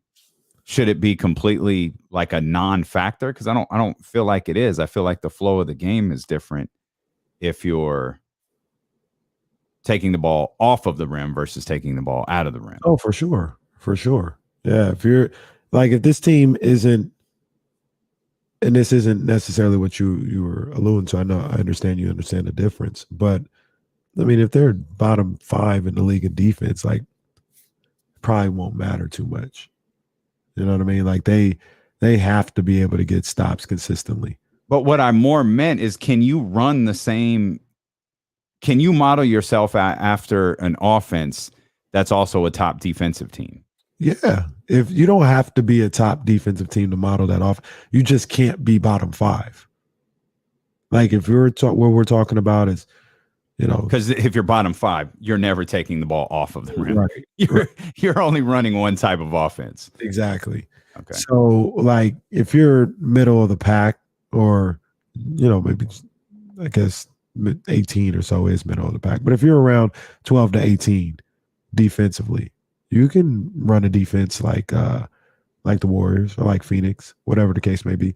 I think Soren said in the chat, the Nuggets, that'd be a great call as well. You know, the way the Nuggets went through Jokic, kind of doing the same thing with Sabonis, but you have it would be the Nuggets kind of like with Jamal Murray, where you have situations where it doesn't have to run just through Sabonis. You got Fox there who can create like Jamal Murray can and things of that nature. So yeah, Denver would be a good call as well. Dallas is a little bit too like ball dominant one-on-one. One guy. They don't have a big. They're 5 out every time. Like I don't think the Kings will have that because Sabonis inside is a weapon. So it'd be more towards those guys, like they said, Denver, Golden State, Phoenix on the offensive end. I wonder how much Mike Brown will use Sabonis to actually like execute the offense, because you guys mentioned Denver and Jokic. One thing that stands out about Jokic, obviously, we know what an incredible passer he is. And Domantas Sabonis is the same thing. Domantas Sabonis is a really good passer. And I think when I think of him passing, I always think like similar to Vlade, like Chris, passing out of the post. Yeah. But with Jokic a lot, while he's not bringing the ball up the floor, they'll run something up him for where he's getting the ball, you know, at or near the top of the key, and is kind of executing. He's facilitating the offense from there. I wonder how regularly they'll do that with Domantas Sabonis. I think it'll be all in play, to be honest with you. And also, like, I feel like with Sabonis and talking about Jokic and stuff, they would, you know, Jokic would bring it up, or they would initiate the offense from Jokic at the top of the key, and he's looking over everybody and passing from cuts and things of that nature. I think Sabonis is going to get the ball later in the offense to make a play, if that makes any sense. So you've had some ball movement, or Fox is coming off a screen or something like that. Then you get the ball, Sabonis, I don't want to say on the move. I'm trying to figure out how to articulate it where it makes sense, but it's going to be after 3 or 4 passes, and Sabonis gets the ball and he has a read to either take it or swing it across or find the open guy that way. It's not going to be get the ball to Sabonis with 22 on the shot clock and let him stand at the top of the key and, you know, figure out where I'm going to pass the ball from there, or I'm going to back down the guy. I think it's going to be a little later in the shot clock after the defense has moved a little bit, and let him operate that way. Then he'll have a little better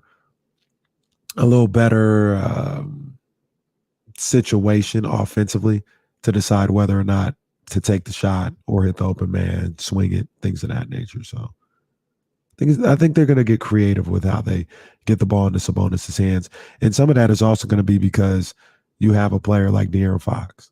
Like, you don't have to just let Sabonis dribble the ball down the court and initiate the offense that way. You want to talk about the Cleveland conversation? How we were man. Like, all right. So we linked up. You know, we linked up on Saturday, a little champagne and campaigning, seeing all, you know, friendly faces and having a good time. And our guys from Cleveland. Mm-hmm. You know, our guys from Cleveland. I'll leave them anonymous right now. You know, they can definitely call in, do whatever. But guys from Cleveland, first of all, the younger guy from Cleveland comes at me out of nowhere. It's like, yo, KC, who was right about that conversation we had last year. I was like, yo, where's this come from? Yeah. And I was like, he was right. He was right. Absolutely. I still said, look, man, because the conversation with last year was Ja or Fox. And I was like, you're right. Ja got him right now. He got him right now. I said, I still maintain at the time of that conversation, don't get it twisted. When they would play each other, Fox would dog out Ja Morant. He was treating him like little bro. It's just what it is. The numbers were higher for Fox at the time or whatever. Ja skyrocketed this past year and took a step past him. It's fair enough. And I was like, yo, I still think Fox is he's got the bag. Like, he can do it. The biggest issue with Fox is whether or not he's going to bring it to a certain level every night. That's the issue. It's like, all right, I see what you're saying. He's like, you think Fox is better than Darius Garland? I was like, look, to be fair to Darius, he was an all-star. His team was better last year. Yeah. I'll give the nod to Darius right now. But I was like, yo, don't get it twisted. Fox has the bag. Like, I feel like the thing with I feel like Darius is closer to his ceiling, where Fox is like, if he does this right, gets his mind right this way, I think his ceiling is higher. He's got the bag. They weren't feeling that. No. So much so that the younger Cleveland fan approached me, I think, right after you in the hallway, in which I was up in the hallway. subsequently double teamed by older Cleveland fan and took on who's better, De'Aaron or Darius Garland. I was like, I don't think I hesitated either. I was like, no, you didn't. De'Aaron Fox is better. Yeah. Like, Darius Garland had a really good year, but like, wait a minute, what are we talking about? Like, he had a really good year last year. Yeah. Overall, he's not better than De'Aaron Fox. And that was my argument. That was the conversation. I said the biggest thing for Darius Garland, and this is the key, he's got to do it again. He's in that stage where, like, he had a really good team around him. And I'm not, I mean, you know how much I like Cleveland. Like, they put it together last year. But you've got to do it again. You've got to play at that level again. Like, those are the expectations for you now. Those are the same expectations De'Aaron Fox has. Those are the same expectations every ascending star has. Is once you hit an all-star level, okay, can you maintain it? Yeah. Or are you a one-off?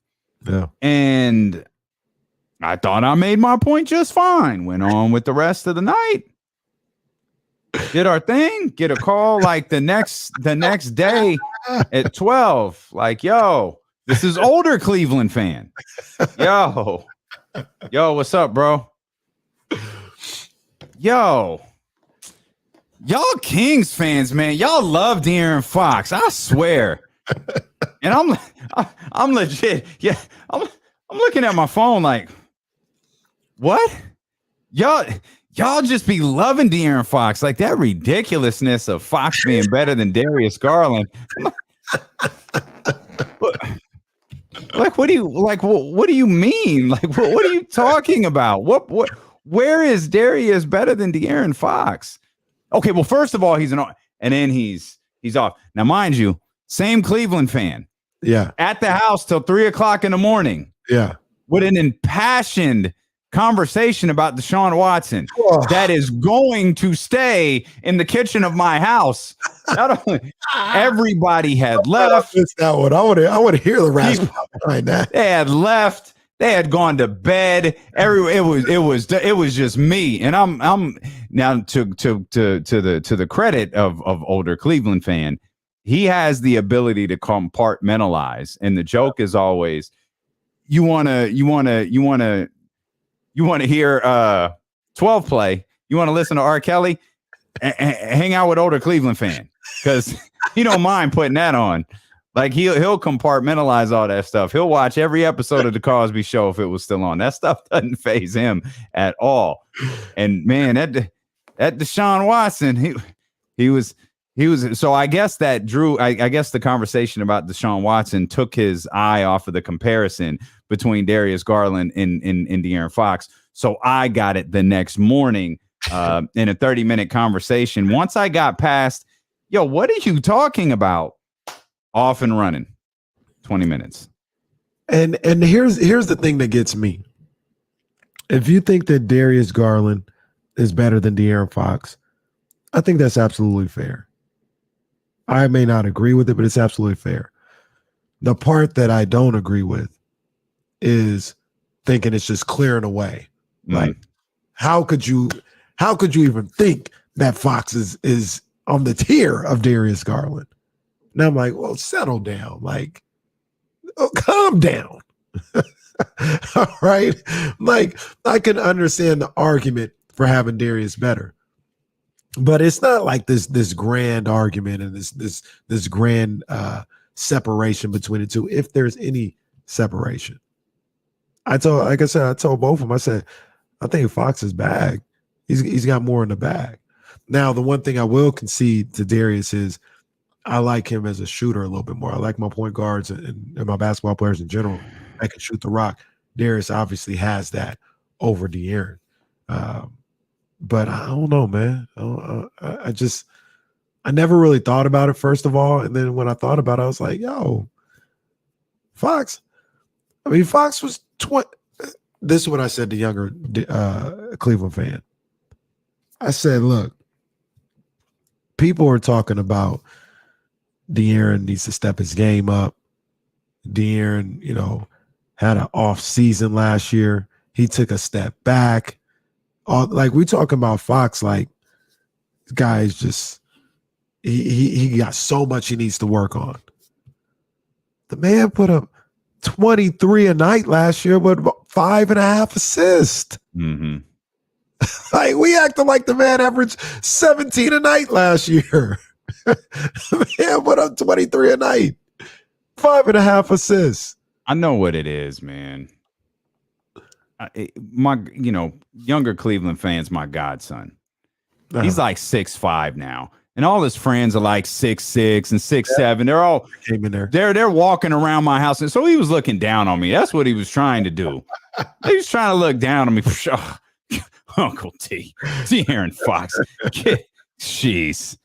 Yeah, that was an argument I was not expecting to be in on Saturday night. Certainly wasn't expecting when it ran itself back on Sunday morning. Now that one.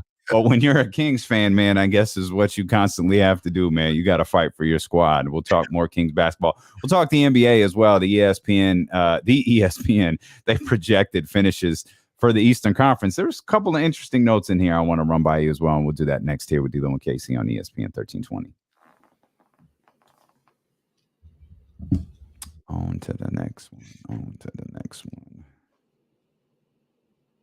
don't know why I got this damn TV on like I want to watch college football today. Get out of here. Oh, boy. Oh, boy. What was I about to look at? I can't remember. Yeah, that's why I didn't read that nonsense they put out there. Actually, the reason I didn't read it is because they said Russell Westbrook and Alex Caruso were the same tier. And I was like, yeah, I'm good. Jeez.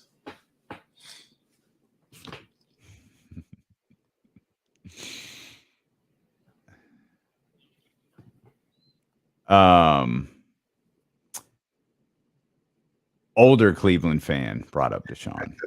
Older Cleveland fan. I'm sure younger Cleveland fan feels the same way. I'm sure.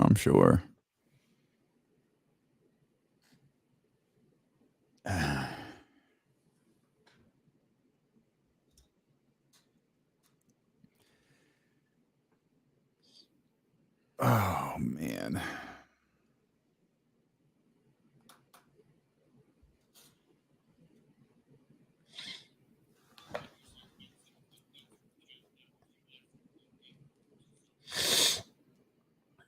I would never report anything. Rick Bucher says in my life.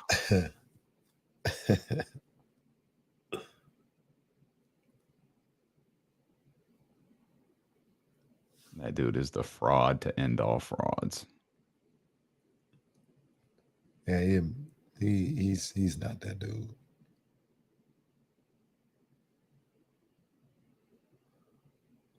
Jamie Foxx got a new movie or a new show on Netflix? He's got a show. I don't think it's new though. Shift? I never heard about Shift. Oh, I don't know what that is. That's not what I was thinking of.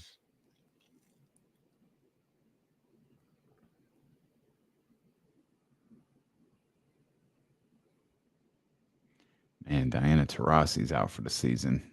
Yeah, I saw that. What happened there? It looks like a quad issue. Ugh. And this was supposed Quad to be strain. No, Diana didn't make that announcement. Yeah, she didn't make that announcement. It's close, but she didn't make it.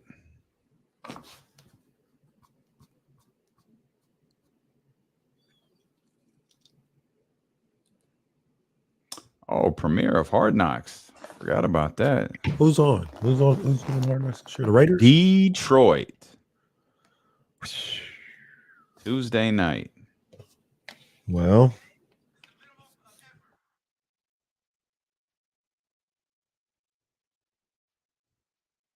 all right. I'll forget. I'll absolutely forget. Man, the allergies is whooping your ass today. smack me up. I woke up this morning and it was like, yo, this is what we doing today. Get with it or get lost.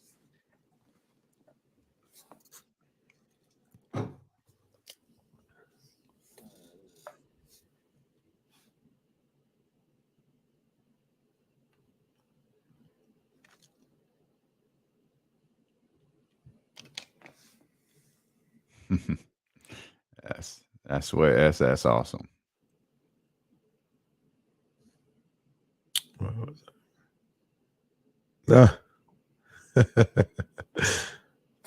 Hello. Yeah, it's tomorrow. Hard Knocks is tomorrow. Yeah, man, I'd argue it's been lost his touch.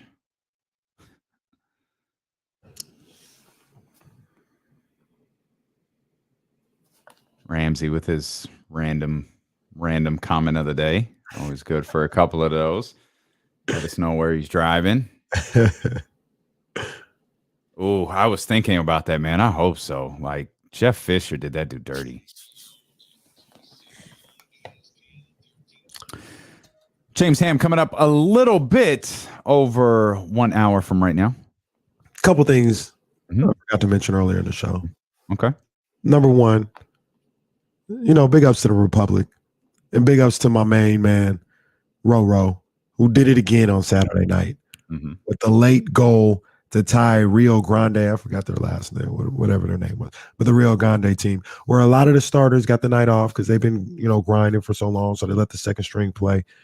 Rio was up 1-0 the majority of the game. I think in like the 84th minute, Roro comes in there, a header, to tie the game up, finishes in a tie. So that man Roro does it again. We didn't necessarily smash Rio Grande. Oh, good. Yeah. But we handled business. But you know who did? Is my other boys. Shout out to Tottenham. Smashed them boys. Who did we play, Jesse? I don't even remember. I don't even know who that was. Who we play? Oh, Southampton. Tottenham. They smashed Southampton. Oh, we're doing that. Okay. Them boys was handling business. And now we got Chelsea coming next week. We want all the smoke. Chelsea was one of my final three teams. In the Kenny Caraway Premier League draft. That's right. And I ain't okay. With Tottenham. Go Spurs. You know what I mean? So there's that. And last but not least, did you happen to watch the Hall of Fame ceremony at all? I absolutely did not. First of all, I didn't know they were doing it at the crack of dawn this year. Yeah. So there's that. I was like, it's on now? I like the change. I like the football game being the kickoff. Hall of Fames are, with all due respect, Hall of Fames can be not the most enjoyable things to watch. Sometimes they're very, very long. Sometimes they're really, really. talking is hard. And sometimes when you don't quite have a direction or you feel like you have to talk about your entire freaking life, I gave up on Hall of Fames a while ago, unless, there's got to be something that really hooks me like that.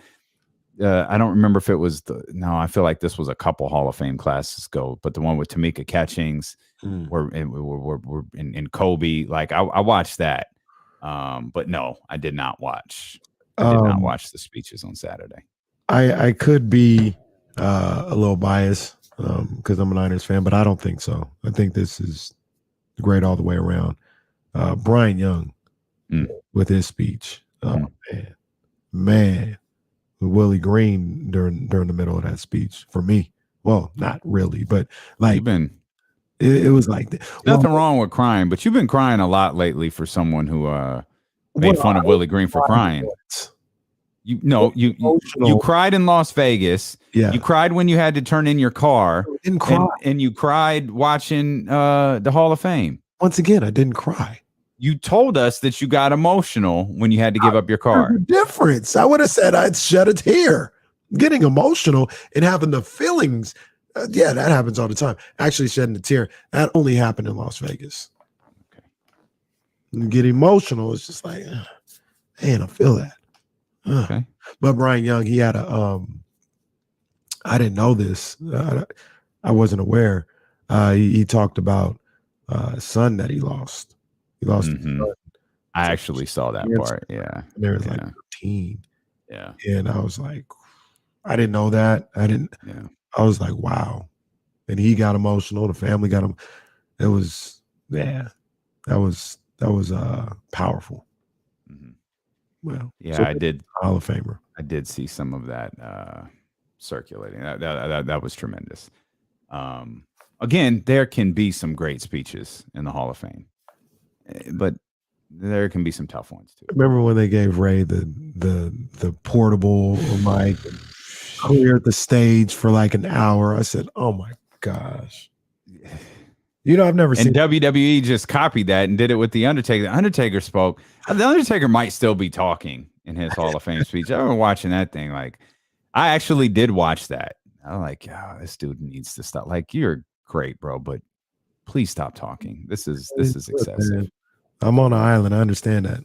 I kept thinking he looks like a little overrated, man. He's not overrated. For the pomp and circumstances that he gets. I think he gets it more than what he actually is. He's the greatest character of all time. I don't even think that's. I don't think by that he's the greatest character. Like the Undertaker.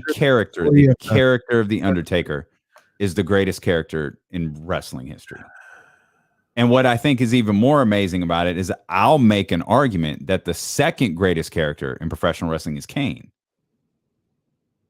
And that character doesn't exist without the Undertaker. So like I get it. Plus you also got to remember he got there like 80, what was it? Was it 90 and stayed. He never left. 97, 98 when money was being thrown around, he never left. He was the elder statesman, he was all this stuff. So I get why they did that, but they gave him that Ray Lewis mic and he just wouldn't shut up.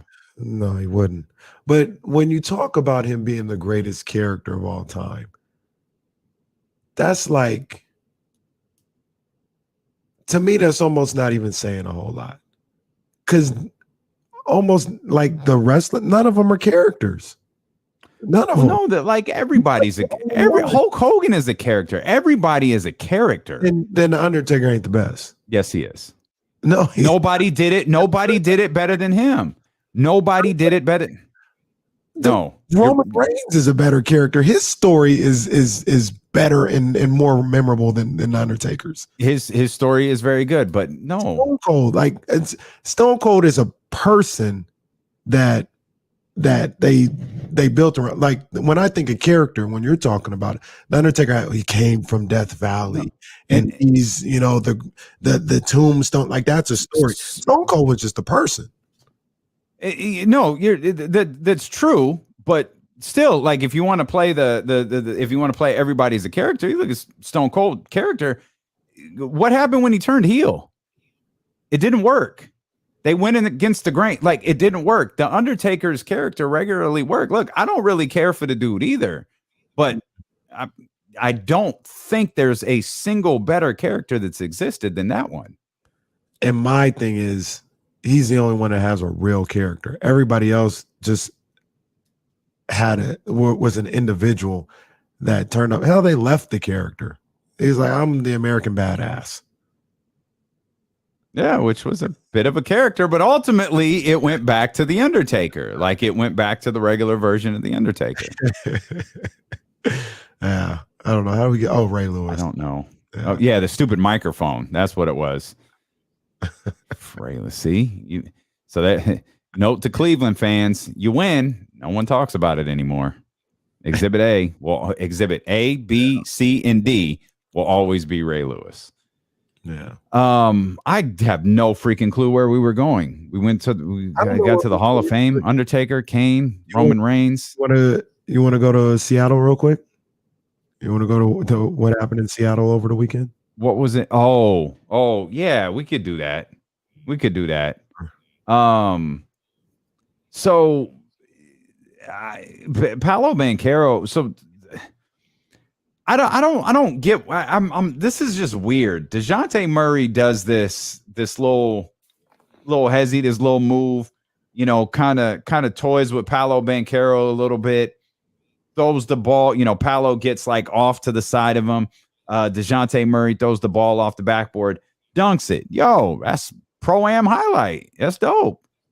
Gets the ball out of the rim, starts screaming at Paolo that he's soft and he's small, and then like chucks the ball. Like, I thought he threw it at him.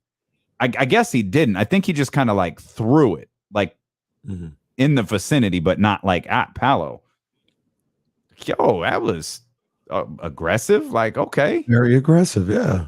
And then this stuff went to social media where Paolo posted a story about Dejounte like unfollowing him and taking all of this personal. And then I guess Dejounte responded, and it's like, yo, how did we get here? What part of this story did I miss? And then Dejounte like hit a shot and subbed himself out, and y'all came to see Paolo. This is who you came to see. Here, little boy. It's a man's lip. Like, oh, that's wild. Dejounte looked terrible this weekend. He looked terrible. I mean, all this is ridiculous. First of all, you're doing all this to a rookie, and then like Paolo, I think Paolo said, like, bro, you wouldn't even guard me one-on-one. Like, they were triple teaming Paolo the whole time. Mm-hmm. Like you're doing all this, and you're talking crazy about Paolo. From everything that I can tell, maybe there's a backstory to it, but Paolo didn't do nothing to Dejounte. He ain't got nothing but respect for this Seattle legend. And all of a sudden, Dejounte going at him, and bro, you're not even trying to lock up with him on the court. You ain't even going one-on-one with him. What are we talking about? What did Dejounte was posting, like, you're not humble anymore. Like, you let that number one pick stuff go to your head. Yeah. Like, already? Like, because he was like the number one pick like a month and a half ago. He's changed that much?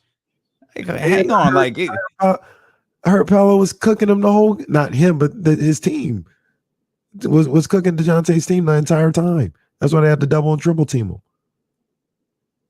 It's just bizarre. It's a bad look for Dejounte. Yeah, it doesn't look good. Yeah, it doesn't. And then you get other clips of him over the weekend and other pro-am where he does this thing where he's smacking the ball off of people's heads. Yeah. Heads. Yeah. Bro. Not to sound like the mad rapper, but try that on the train. Try that on the train. I mean, here's where I'll credit Paolo is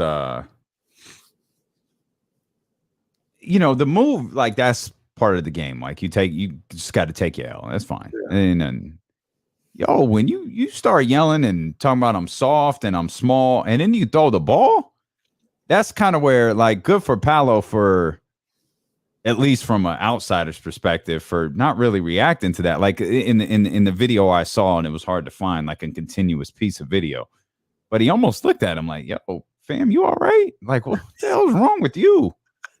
And he just, went back to playing or whatever. But that was I kept seeing it. I was like, wait, Dejounte Murray? He did that? Right. Like, yo, what's with my man this summer? Yeah, I don't know what his deal is.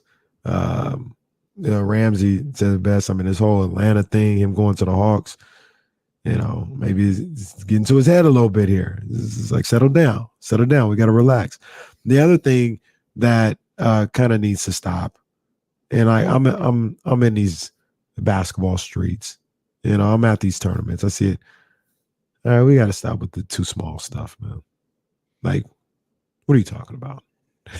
Like Dejounte talking about Paolo's too small. Yeah, try and guard Paolo now. See who's too small. Also, small. Like, what are you talking about? Also, like Dejounte, your team was terrible last year, bro. Like, what do you? I feel like we've got to have like some. We got to read the room here a little bit. Mm. I mean, I don't expect Orlando to be great next year, but like, fam, you were the guy on that team, and the team was trash. Like, let's chill with you're too small. You're too small. And he was balling. He was absolutely balling. 19, 8, and 8. I think 2 steals as well. He had somebody, because they can make up a stat for anything, but I'm not going to sneeze at it. I think only Dejounte, Magic, and Michael were the only ones to put up a 19, 8, and 8 and 2 steals. How many of you said Magic and Michael? Yeah. How many of their teams finished with 34 wins? Not many, if any. Oh, okay. It's weird. It's weird. Like now, I don't know. Like, you're just looking at that, or if that was the stat that was put out there, or what. But I find it odd if someone is repping 19, 8, and 8 and saying only Dejounte Murray, Michael Jordan, Magic Johnson has done it, because De'Aaron Fox just did what, 25 and 6, 25 and 7. Mm-hmm. Oh yeah, she did it on the Kings. Give me a break. Someone's got to do it. Right. Like, well, wait a minute. Hang on. This is a 34-win Spurs team. Don't act like that was a team that was in the NBA final. It was a 34-win team. And let's just be real. Like, I'm not trying to say Dejounte is a good young ball player. Like his game, all-star, all this other stuff. Like, let's not get it twisted. Still 19, 8, and 8. Like, it's a good number, man. Dude's a good ball player. But Magic and Michael, they didn't average 19. No, they didn't. 8. Like, especially Michael. Michael definitely. Probably like 29, 10, and 8. Michael would demand 4 practices a day if he ever scored 19 points for a season. I think Michael was 40 and didn't average 19 points in a season. Yeah, man. So it's interesting. I like to know, maybe the OG knows more about the backstory to that. You know what I'm saying? Like, what's all this about? Because Seattle pretty tight. They united a lot of the times. You don't see this type of friction between the Seattle ball players. But Dejounte looked bad. Dejounte, he a good ball player. From everything that I can tell, from a good young man. You don't want to see him with this type of look in some type of beef with Paolo. So a couple of things. One, you're listening to D'Lo and KC on KIFM West Sacramento, KRXQ, HD2 Sacramento, ESPN 1320, driven by Lasher's Elk Grove Dodge. Always live on the free Odyssey app. James Ham coming up 1 hour from now. This is what I mean when I say real sports are more like professional wrestling than people want to realize. Because of moments like this, right? And moments like that with Dejounte Murray and Paolo Banchero, you get wrapped up in. And this is why sports fans are bigger wrestling fans than they realize, because sports fans love conflict and they love something. They get wrapped up in stuff that's like outside the game. Mm-hmm. And that whatever the hell that was with Paolo and Dejounte was outside the game. It spilled over into social media. It went back and forth. It did all that. Wrestling fans are the same way. wrestling fans watch the show like, oh, it's Roman Reigns versus Brock Lesnar. That's cool. Like Roman Reigns. This is good stuff. Wait a minute. Did you hear Brock Lesnar threw the title belt at Vince McMahon when he walked through the curtain? Or that's why the Montreal Screwjob remains the most talked about thing in wrestling history. Because it's like wrestling fans love the part that's outside of what they're used to seeing. Sports fans are the same way. They love the sport. Oh, but you sprinkle in that little extra drama. Oh, they love that. They love that. Y'all, some of y'all who claim that you don't like wrestling, who likes that fake stuff? Y'all popped when Paolo and Dejounte went at it. Y'all popped when you heard there was beef in the Nets locker room or whatever. Yeah, you love that. It's the same thing. It's the same exact thing. And here's the thing. Our guy Gordy Cube says, I love the S talking, especially if you can back it up. That's kind of the problem. He's not really backing it up. Like, he's scoring, he's doing what he's doing. And Paolo, I'm not saying he directly said it, but Paolo's like, all right, come guard me on the other end. Dejounte's getting like double and triple teams with it. Like, no, it's not one-on-one. You're not backing it up. You saying, oh, he's too small for me. And then Paolo's like, all right, let me get you on the block. And Dejounte's like, help. So you're not really, what are we talking about? So, yeah, this Dejounte is almost like the heel that squeals out of a confrontation, right? Dejounte is like talking that talk, and he'll jump you with the Usos, you know what I mean? But when you come down and you know the music plays and you're in the ring and you come down to face him one-on-one, he's gonna slide out the ring and be like, no, not this time. Not this time. That's good. I like that. I saw another video pop up. It made me think. Carmelo's still unsigned. Is Carmelo a victim of like the trade market?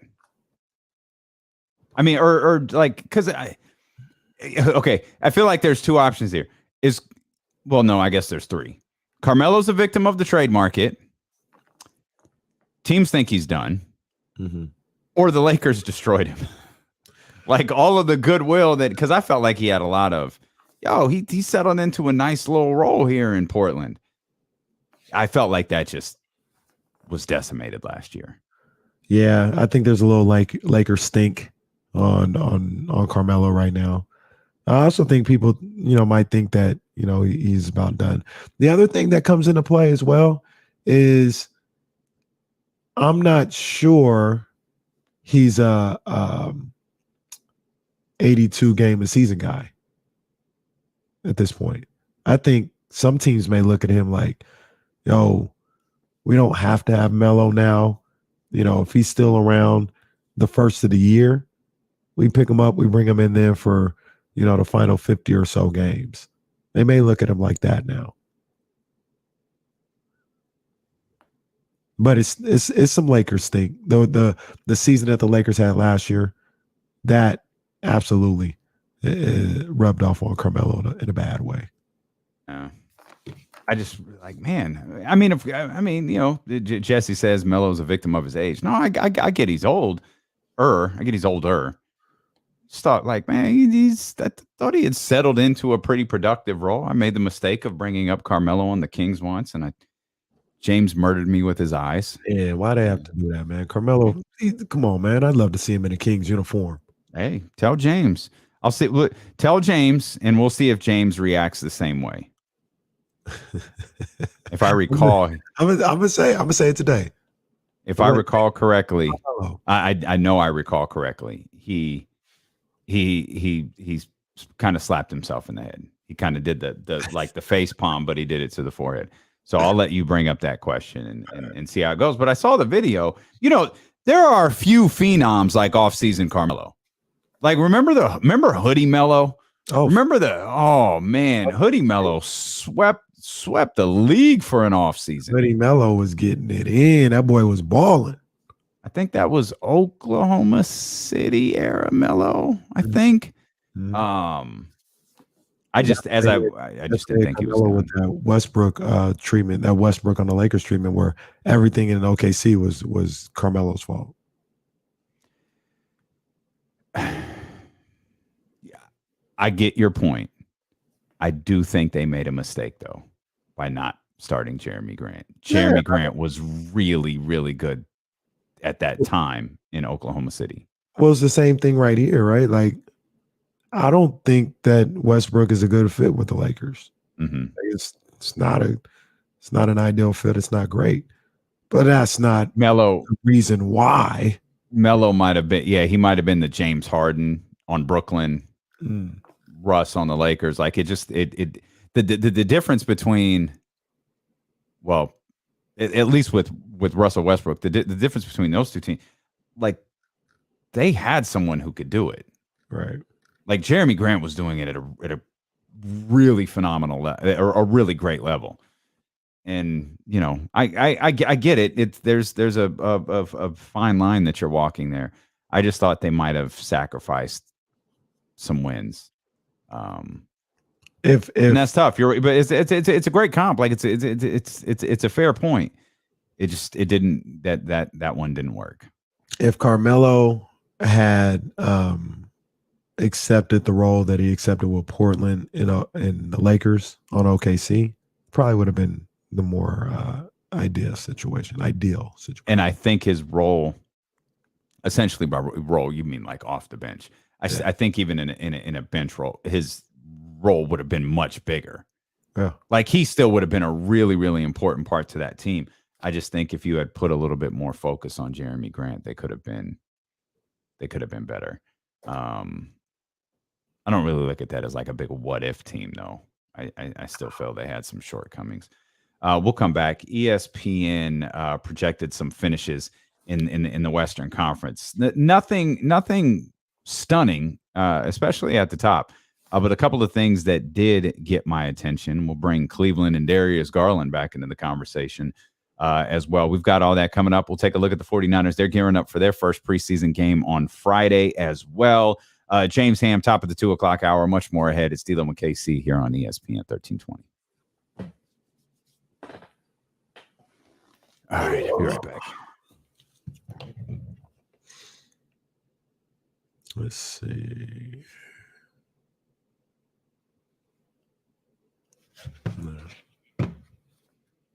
Uh-oh. Hold on one second. Let me get this out the way. Yeah, let me get this out the way and move D-Lo and 3, 2, 1.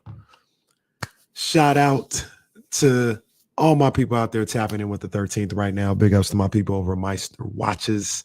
Shout out to Ryan. Shout out to Jovan. All my people out there. We got to talk about, something that happened over the weekend. Virgil Ortiz Jr., one of the great up-and-coming fighters in the game today, knocked out Michael McKinson. It was easy work. I should say, and no disrespect to him, I should say knocked out some guy named Michael McKinson. It wasn't one of them fights, right? You know what I'm saying? Where, people talk about a Virgil and a step-up game. It wasn't really a step-up fight. He had missed a fight earlier before this year due to a physical ailment. There's not much to say about this fight. The only thing that came out of this fight was it looks like Virgil will be the number one contender for Terrence Crawford's. I think he has the WBO belt. So he'd be the number one contender, where if something fell through with Spence and Bud, Virgil would be the guy in line. Excuse me, I was trying to fight it off, but it is what it is. You know what? Just scrap this whole 13th round. It's coming back tomorrow. I'll talk more about Virgil Ortiz. I can't do 2 sneezes and mess it up. We'll come back tomorrow with the 13th round. But what'd you have to say, Jesse? Now I'm interested.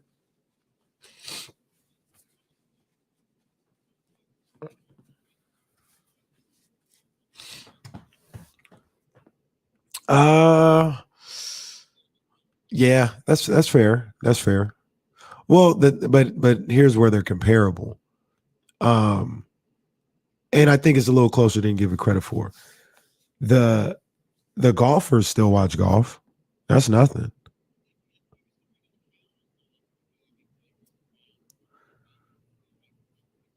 That's true. That's true. They have more options to bring people in than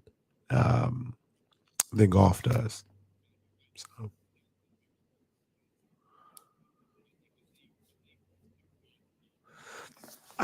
Boxing is still gonna cook. They always have in their back pocket.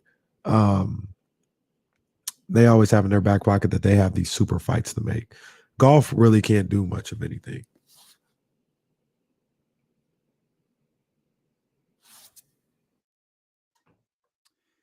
I'm not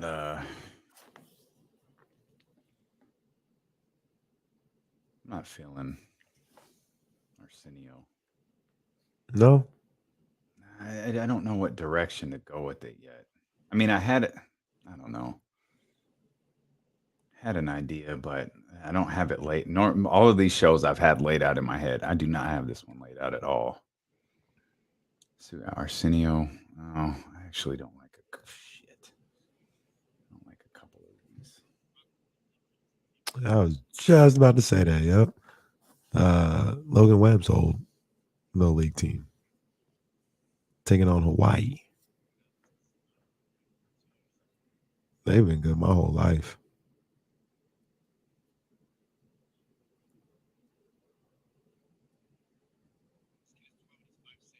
It's huge. His name is Brandon Williams, isn't it? Or is it Brian Williams?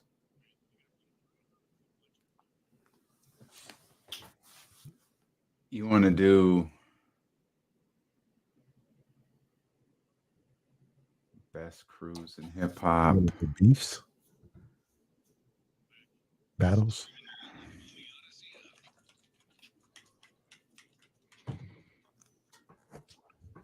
I'm just silent. I don't know. I'm just thinking. Perplexed. While he's thinking, I just want to shout out. I'm gonna be thinking for a while. To Rockland Low League. You know, we usually The Rock, but they're on right now in the West region of the Little League World Series, facing a team from Hawaii. So Rockland is representing right now for Northern California as they're getting it in the Little League World Series as we speak. So after the show, go check out the replay. I can claim them, right? I'm close enough. Oh yeah, those are your boys. That's my squad right there. Close enough. Like those, probably some of your neighbors. They very well may be. They may very well may be. All right, we'll keep the podcast discussion in the commercial break because I'm gonna have the Chatty House help us kind of map that out. Oh, by the way, on this day, 2011, Watch the Throne dropped. Oh my goodness! Watch the Throne drop.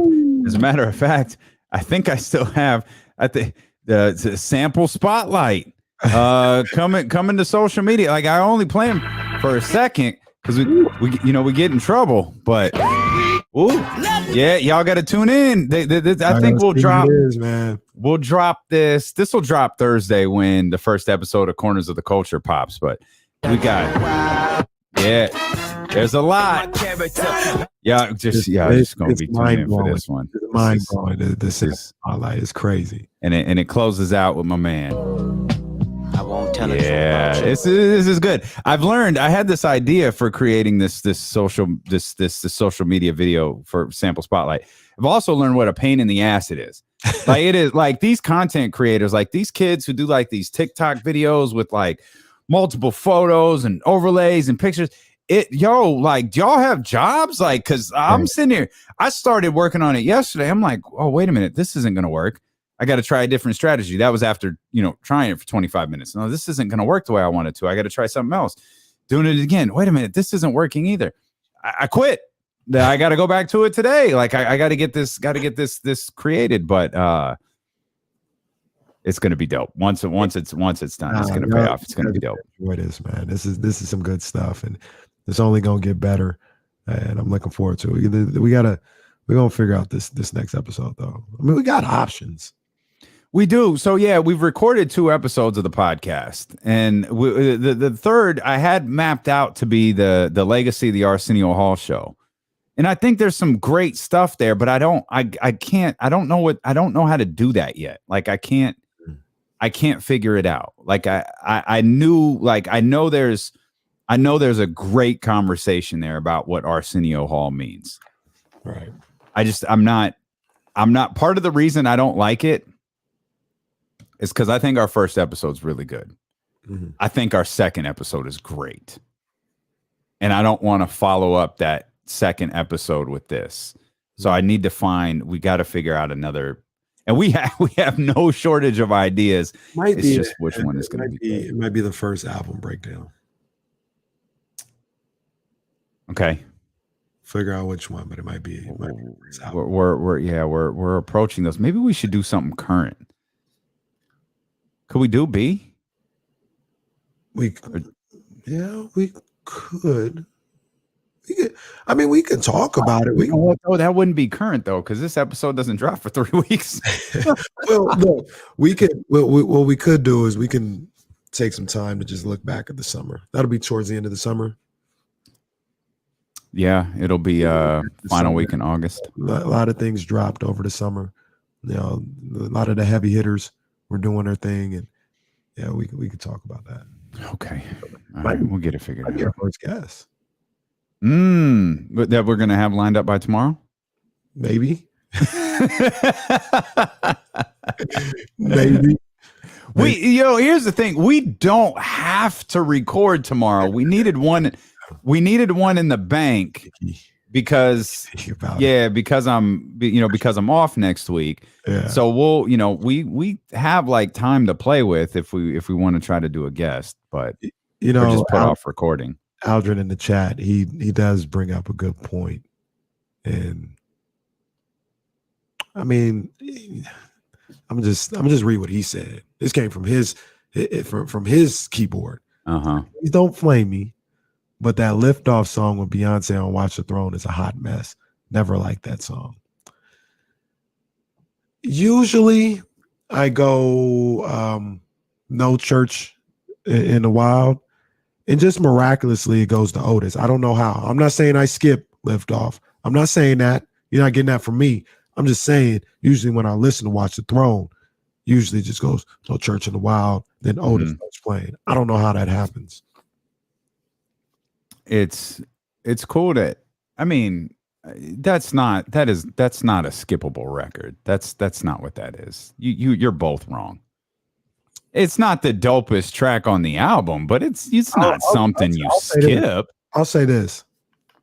Beyonce has the best part of that song. Well, that's enough for me. Okay. That's enough for me. I don't like the flows on that track. Okay. It's a tough one for them to do too. Like sometimes you got to think about it. It's tough for dang, how the artist gonna catch this beat or make it work. Mm-hmm. Obviously they're great, so they made it work to a certain degree, but I don't have any quotable lines off that one. It's all I remember from that song is Beyonce. Okay. I got you. ESPN, that's a great album though, by the way. If you haven't revisited it in a while, that's one you got to pull up right now. Like that's spectacular. Man. The Eastern Conference put out some like projected standings for the Eastern Conference put out. Good Lord, you were going to let that slide. The ESPN, which I'm just now referring to as the ESPN from now on, the ESPN put out Eastern Conference standings. I don't think there was anything particularly stunning in any of these. They have Boston at number one again at 54 but Boston I think was Miami was number one, but the top four teams are 50-win teams in these projections. Boston, Milwaukee, actually Boston and Milwaukee is the same record. Miami and Philadelphia at 50 and 32. They have the top four teams in the Eastern Conference with 50 plus wins. That sounds about right too. That sounds about right. I mean, the East, the top four of the East, they're the real deal. Yeah. They are the real deal. These are top four of the East are all championship contenders. Same four as last year also. Yeah. Actually, the top five are the same because Toronto's 5. And I'll throw Miami in there. I'll say Miami is a possible championship contender Philadelphia is because I think they are. Well, I kind of think Philly might be more one than Miami is. I would agree with that as well. Miami, they're good. They're going to be good. I just don't see them winning a championship. No. And Joel was right. Joel, right before he goes to Miami soon. They're a star short. Yeah. But I think that top four is the real deal. But with that said, though, if any one of those teams is going to land a star before the regular season starts, it's going to be Miami. I don't think Boston's getting Kevin Durant.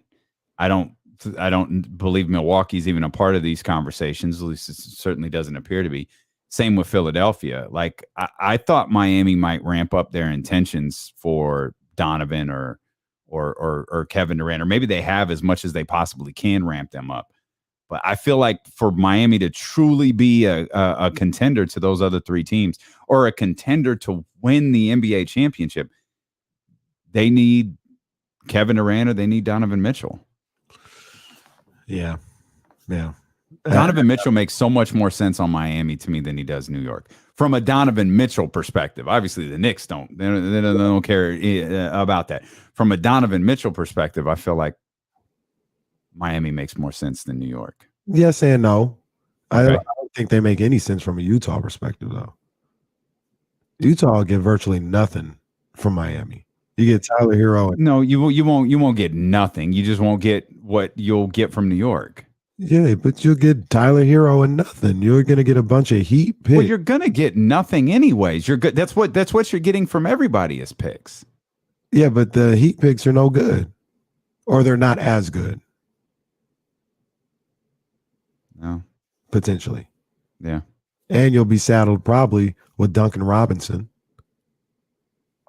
It's not a good look. Uh-huh. So Miami, yeah, they have the capabilities of picking up a star. I just don't like in theory, but I don't think they have anything that would land them a star. You got Tyler Hero. Oh, they're going to be saying goodnight in the play. They're going to go fishing regularly before the Eastern Conference Finals. Because if we're gonna discount everything that happens in the bubble, we can't discount the fact that the time they went to the finals was in the bubble. Oh, for sure. Everybody got something to say about the bubble, but we all want to laud Jimmy Butler's play in the finals. And it's like, wait a minute, if we're gonna crap on the bubble, then Miami's a part of that. I agree 100%. I don't personally think that they're a team that is better than those other teams, but I mean they got to Game 7 of the conference finals this year. However they did it, I don't know how they did it, but they got to Game 7 of the finals this year, and they beat the brakes off of Philly. To be honest with you, yeah, they're not bad. Like I don't think Miami is not bad at all. They're just, I just don't think they're a championship team. And I can understand that. And I wonder, Boston, Milwaukee, Miami, Philly, Toronto, that's you're 5 for 5 right there. Mm-hmm. In terms of that's who was exactly in these positions before. A little bit of movement. They've got Boston and Milwaukee ahead of Miami, but I don't know if Toronto crept up a little bit and Miami dropped down a little bit further, I wouldn't be surprised. The team that I don't expect to drop is Philadelphia. I could see Philadelphia being the number 1 seed. What that means in the playoffs, you have to you'll have to defy history, because I'll never ain't gonna be me. I ain't gonna be the one that says Philadelphia wins anything with that dude on the roster. Not gonna be me either. Let me ask you a question. Who's the all think they got the rosters the same. KD hadn't gone nowhere or nothing. Who's the number 1 team in the East to you right now? Boston. I'm gonna go with Milwaukee. I'm going Boston, Milwaukee, number 1 in their position. So again, Boston and Milwaukee on this ESPN projection, they're both 54 and 28. So they split the difference of what Kenny and I just said. Or just put them at the same exact record. If you told me it was Milwaukee, it'd be fine. I think it's Boston, Milwaukee, or Milwaukee, Boston. And it's separated by very, very little, in my opinion. Yeah. The one, so in this, they have Atlanta, who was 43 wins last year. They have them a little bit higher. They have them in the 6th spot with 46 wins. But as you move down a little bit further, this is obviously the most confusing one. Confusing because, well, news of the day, they have Brooklyn as a play-in team at 40 and 42. It's impossible to figure out what that team is right now today on August 8th. Right. And clearly there's no situation, at least after Shams tweets today about the meeting with Kevin Durant and Joe Tsai. There's no Brooklyn Nets owner Joe Tsai. There's no situation where they're just back. Like there's no situation, but something's going to be different. If Kevin Durant and Kyrie Irving are back, it means that Steve Nash is gone. Right. If you believe what was, reported today, or if Kevin Durant sticks with that, if Steve Nash is back, that means Kevin Durant is gone one way or another. He was either traded or he's just not playing. What that scenario means for Kyrie Irving, I'm not exactly sure. I assume he just shows up and plays basketball. How good is a Brooklyn Nets team led by Kyrie Irving and Ben Simmons and Steve Nash? I have no idea. But that's such a wild card in all of this. Like once, and I'm sure there are some, but when these win totals hit the books for people to bet on, like, can you put Brooklyn on there? I feel like you can't even put Brooklyn on a bet sheet right now. No, I don't think you could either. If you are, you got to assume that those guys are going to be there. That, like, if I was betting on Brooklyn, I would bet assuming they're going to be there. Both of them, Kevin Durant and Kyrie Irving. Yeah. Wow. Because it seems like right now the issue is the general manager. And the decisions that he's made, as well as the coach. But the general manager hired the coach. Right. So talking about Joe Tsai, if he's meeting with Kevin Durant and Kevin saying, another betting situation, I'd put odds on the general manager and the coach being gone before the players. Mm-hmm. So me too. If I was Joe Tsai, it'd already be done. What'd you say on a Zoom? Yeah, I would have done it with KD in the office. Oh, we'll get him on. We'll get him on speaker. We'll conference him. You want to FaceTime him? What you want? You want group text? How you want to do this? I just hit him with the it's time, and that's the end of it. Hit him with the time. Yeah, a gif of Kevin Durant, RKO, and Steve Nash or something like that. It's over. Did you see? You would in the Zoom, you'd have KD for all my people on YouTube and Twitch, just saying, "Hey, Steve. Hey, how you doing?" Give him the old Batista treatment. Batista treatment. Thumbs down. Did you see the rest of those Eastern Conference projections? I did. And the bottom five. I did. I wasn't gonna bring it up, but since you did, see, we've got Charlotte here at 11. They got Charlotte just out of the. Who is it? Steve Clifford? Did Steve Clifford get that job? Who got the Charlotte job? It was someone who was already there. Wasn't it Steve Clifford? Clifford, yeah. Yeah. Again, he got it sounds weird because he was already the Charlotte coach. He's the Charlotte coach again. They got Charlotte at 38 and 44. They got him at 11. Washington, Detroit at 13. How many teams are in the Eastern Conference again? 15? 15, yeah. Okay. So there's 2 teams left. 15 right now. Yeah. Here's 14. Orlando. Oh, okay. I'm going to need someone smarter than me, which is probably all of you, to explain this. Indiana's 15th. Yeah. But the greatest point guard in the history, 23 and 59. The greatest point guard in the history of professional basketball plays for Indiana. Like the beloved, the future of professional basketball. I don't know. I know this was at least a conversation in Las Vegas. I don't know what the validity is to it, but I know that this was at least a conversation that somewhere around the All-Star break this year, they were going to change the logo to Tyrese Halliburton. Again, those were just things that were circulating around Las Vegas. Jerry West time has come and gone. They're worried about what the opening scene in episode 2 of Winning Time could do to his legacy. So they just thought, you know what? Who's next after Jerry West? Everyone universally agreed it's Tyrese Halliburton. Didn't they say, like, look, y'all are not keeping that same energy when you talk about this dude.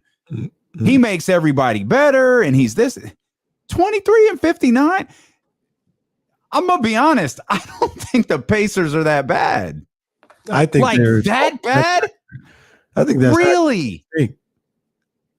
Wow. 23 and 59, 15th.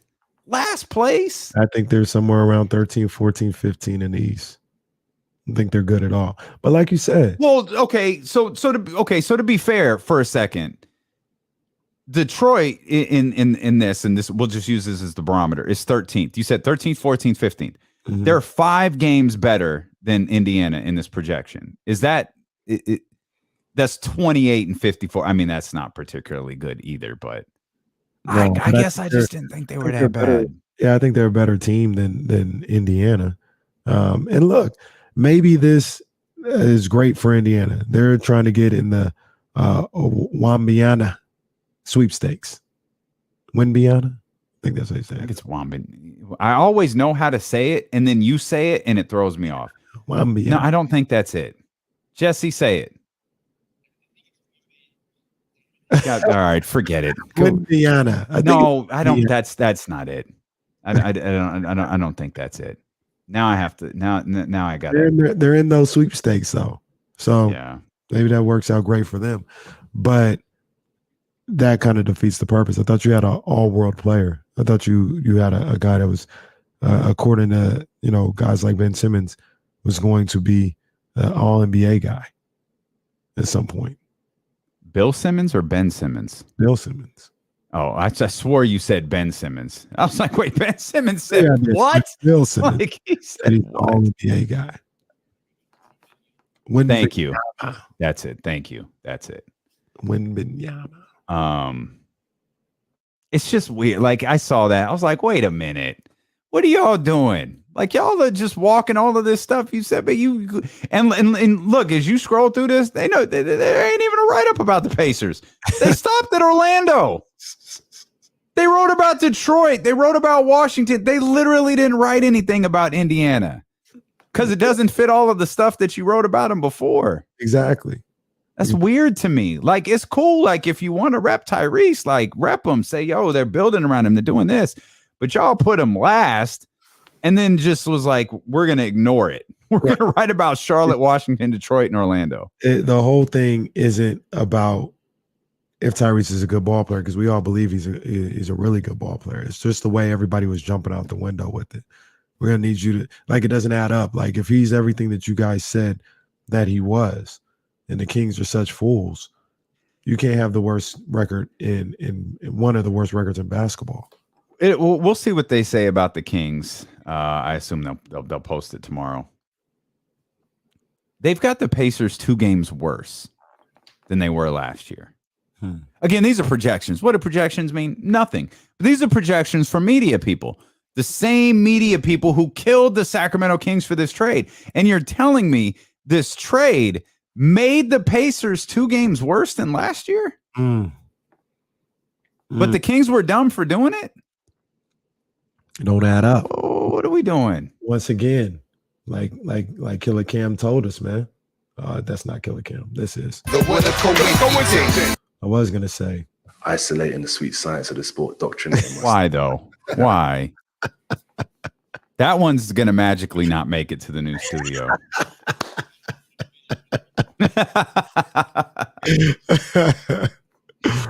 Yeah, man. Miles Turner. it's just a situation where like it was unnecessary to jump out the window the way they did. It just all it had to be was Tyrese is a very fine player. He's a good ball player. He's going to do a good job with the Pacers. The Kings got another good ball player in Sabonis, and just let's see how it fills out. Jesse brought up an interesting, he's the best player on that team. Tyrese is the best player. I think by the end of the year, we may be saying Mathurin is the best player. Okay. And that would be good for Indiana because you have a good ball player in Tyrese and Mathurin, being a backcourt of the future. That'd be. You mean you need more than one good player on a team? It's probably a good call there. Yeah. You need more than one good player. Yeah, I popped for that. I was like, you got to be kidding me. You guys are such frauds. That's what we talk about, though. Like that stuff you see on TV, that stuff is literally said for sound bites. It's said for social media clips. Like y'all didn't mean it. Like it's right here in front of us. You didn't mean it. You just wanted to crap on the Kings because it was easy. Right. And Reggae saying in the chat, he brings up a good point. They're probably going to have the Kings 3 games worse. Right. 2 games worse. 2 games worse. Yeah. Have the Kings at 27 wins. They'll drop the Western Conference standing predictions tomorrow. So we'll have those for you. I like I'm not creative. I like Boston, Milwaukee, and Philly at the top of this conference. I'm anxious to see if Toronto makes the next step. They do have Atlanta a little bit better than they were last year. They have Atlanta in a playoff spot at number 6 with my Cleveland Cavaliers at 45-37 in the 7th spot. Chicago comes tumbling down a little bit, just a couple of games worse, not much. Have the 8 through 5 is pretty tight record wise. Yeah. It's going to be a battle between Chicago, Cleveland, and I think Charlotte will be in there too for 2 of those guys get in the final. What about your boys at the Garden? Yeah, that's going to be a good look. 39-43 projections for New York. It's going to be a 4-way battle. I even think New York might even be a little above those teams. When you talk about Brunson, okay, Barrett, and Randall. So what about the Barclays Center though? I think they're higher than what they have on ESPN. Oh, okay, I got you. All right, okay, we'll come back. East is stacked, bro. East is. I agree. The West. Oh man, you trying to start the hip hop beef again? We'll look at it. We'll take a quick peek. East versus West. James Ham joins us next when we return here. ESPN 1320.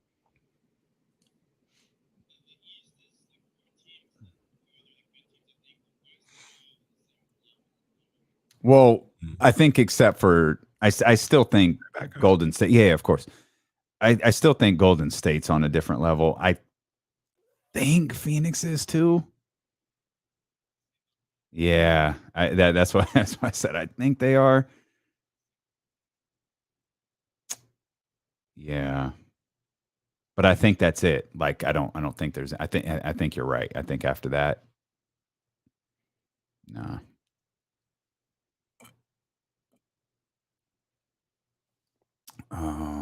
Y'all see, like WWE fired John Laurinaitis. Apparently, I guess they fired him a while ago and just didn't tell anybody. Like, I didn't understand how you just didn't fire him that day. Like, that dude serves no purpose. I did actually. It was fine. Like it was kind of background noise. I saw they brought was carrying Cross back. Yeah, that was great. I love. Yeah, that's wonderful. Not a lick. Not a lick.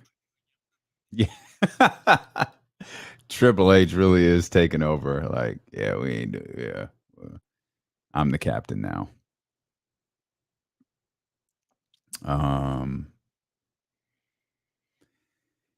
Yeah, I agree. But they're very, very, very high on my list, though. Probably. Once the season starts, yes. Right now, it's still Brooklyn, but yeah, absolutely. That's a good call. Appreciate you, Chester.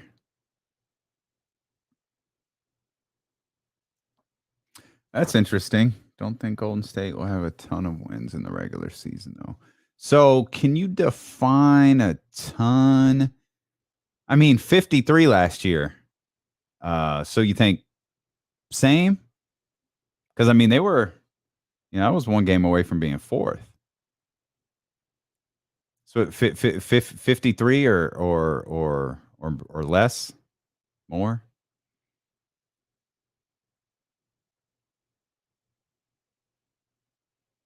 Brunson, okay.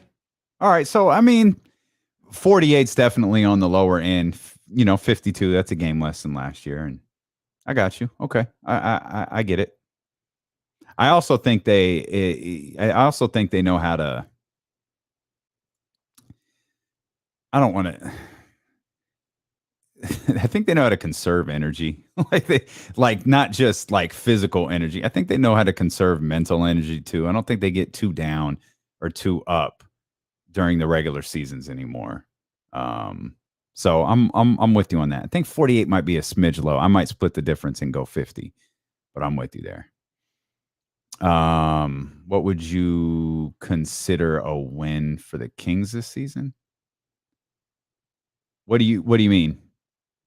Do you mean like making a play-in and losing? Is that what you mean? I assume that is what you mean.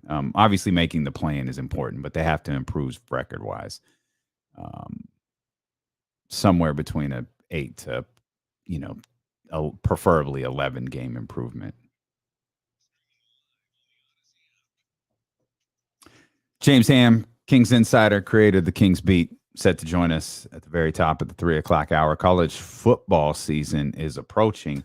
Some stunning names at the top of the preseason coaches poll. By stunning, I mean not at all. Alabama, Ohio State, Georgia, Clemson, Notre Dame in the top 5. I got to stop with this Notre Dame stuff, man. But to humor my partner and my partner alone, I'll give you the top 6. Yes, sir. Yes, sir. In the preseason coaches poll, it's Alabama, Ohio State, Georgia, Clemson, Notre Dame, and Michigan. Yes, sir. My boys right there. We probably should be ahead of Notre Dame. Everybody should be ahead of Notre Dame. Notre Dame has no business in here ever. I don't know why they're still doing that. Waste everybody's time. Although Notre Dame all right with me, if you catch my drift. Matter of fact, give Notre Dame all the accolades they need right now. It's okay with me. Show them the love that they need. It's fine. If you smell what I'm cooking. I don't. Coach. Yes. That's right. That's right. Notre Dame is fine. Give them all the accolades you want. That's right. That's right. I'm with that. Yep. We ride.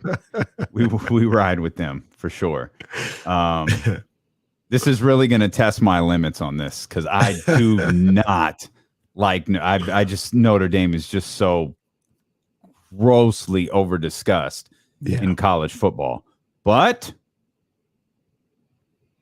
we'll keep an eye on them. Give them their flowers. Give them their flowers. Absolutely. Again, the college football season sets to start here. It's always like, it really is just the same names every year. And I guess that's a credit to them for the way that they recruit. But Bama, Ohio State, Georgia, Clemson, Notre Dame, Michigan. It's good to see Michigan get back up there. Yeah, for sure. I think that's good. Michigan is a national brand, so to speak. The frustrating thing about it for me is trying to see here.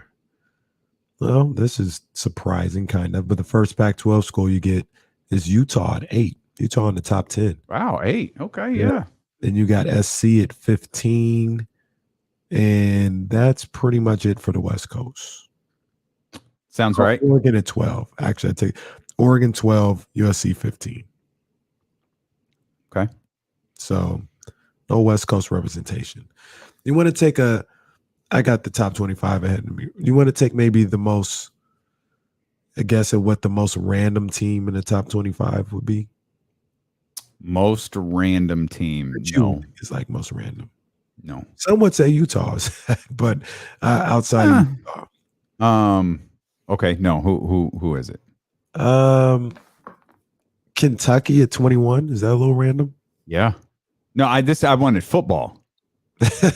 Not basketball. Give me the football ratings. Kentucky football team in the top 25 to start the season. Okay. Yeah. All right. Good for them. So the college football around the corner probably won't last long, but good for them. I'm ready for my Saturdays with college all over the place. Yeah. I'm ready. I always talk bad about college football, and then it gets here, and then I'm like, let's go. Well, college football needs some retooling. Like I think it needs some retooling. I think it's on the verge of a major overhaul. Like it's about to change. I think in the next 5 to 8 years, but they could use some retooling right now. Obviously, the first order of business will be extended playoffs. I don't think that's too terribly far away. 916-349-1320. Let's get to our brother Ramsey here. Ramsey, what's happening, my man? Not much. I actually want to get a little controversial today. Oh, great! I don't know if you heard the news or the update that happened yesterday with a certain person named Pete Rose. Oh, Lord. Where he basically brushed off statutory rape that he admits to committing 55 years ago. Yeah. Pete Rose. I thought you said D Rose. Oh no, Pete Rose. Yeah. Well, unfortunately, it might still be. Oh, never mind. Go ahead. Yeah. But what bugs me about it is, to me, it has a little bit of racial undertones to it, for the fact that we've got a certain Cleveland quarterback that the NFL is trying to throw the book at, but we've had multiple cases of owners, or let's say somebody Pete Rose, that commit similar actions, and they get no consequences. Nothing happens to them. Well, okay. Multiple things can be true there, Ramsey. You're 100% right about the owners. Mm-hmm. I mean, everyone will bring up Robert Kraft and like Jerry Jones, all of this other stuff. You're 100% right in that sense. Right. Pete Rose is still banned from baseball. Right. Whatever they did yesterday, that Philadelphia, of course, or yesterday or this weekend, we asked the players, and we cleared it with Major League Baseball. They tried to make it seem like it was this big like team decision to do this because no one wants to take responsibility for it. But Ramsey, let's not get it twisted. He still is banned from baseball.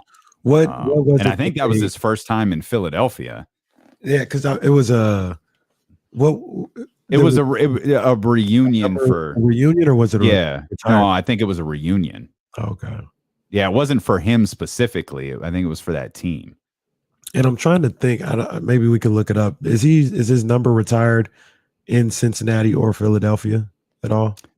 I feel like, and we probably have to look this up, I think Cincinnati did it, and I think they did it relatively recently, where they again got, because he's been in Cincinnati since all of this. He hasn't been in Philadelphia, but he's been in Cincinnati since all of this. I feel like it was for a numbers retirement. Yeah, okay. I knew they did something for him, so yeah. Well, I feel like that got to come down. But does it? You know what this is R. Kelly all over. They knew. Yeah. They knew. But they absolutely did. But I think, to Ramsey's point, the feeling is, if it was, I don't even want to put nobody's name in that, but if it was somebody different, a black player, there'd be outrage. The number will come down. that's his thought. That's I think that's what Ramsey was kind of getting at. No, he was getting at Deshaun, talking about Deshaun too. But well, no, I understand the tie into Deshaun Watson. I think Ramsey had two good points that probably could have been separated, and it was Deshaun Watson, and then comparing him to the owners of the NFL and how the player conduct policy specifically states owners, coaches, and high-ranking team personnel will be held at a higher standard. Right. Right now, there's zero evidence that any of that is true. Like you had an owner who you claimed didn't suggest that Brian Flores tanked, but then commended Brian Flores for the way that he coached his team in the final games, despite what appeared to be an edict from the owner to tank. You said this in the same report, one page after the other. You said that. And you sent him home until, what was it, October?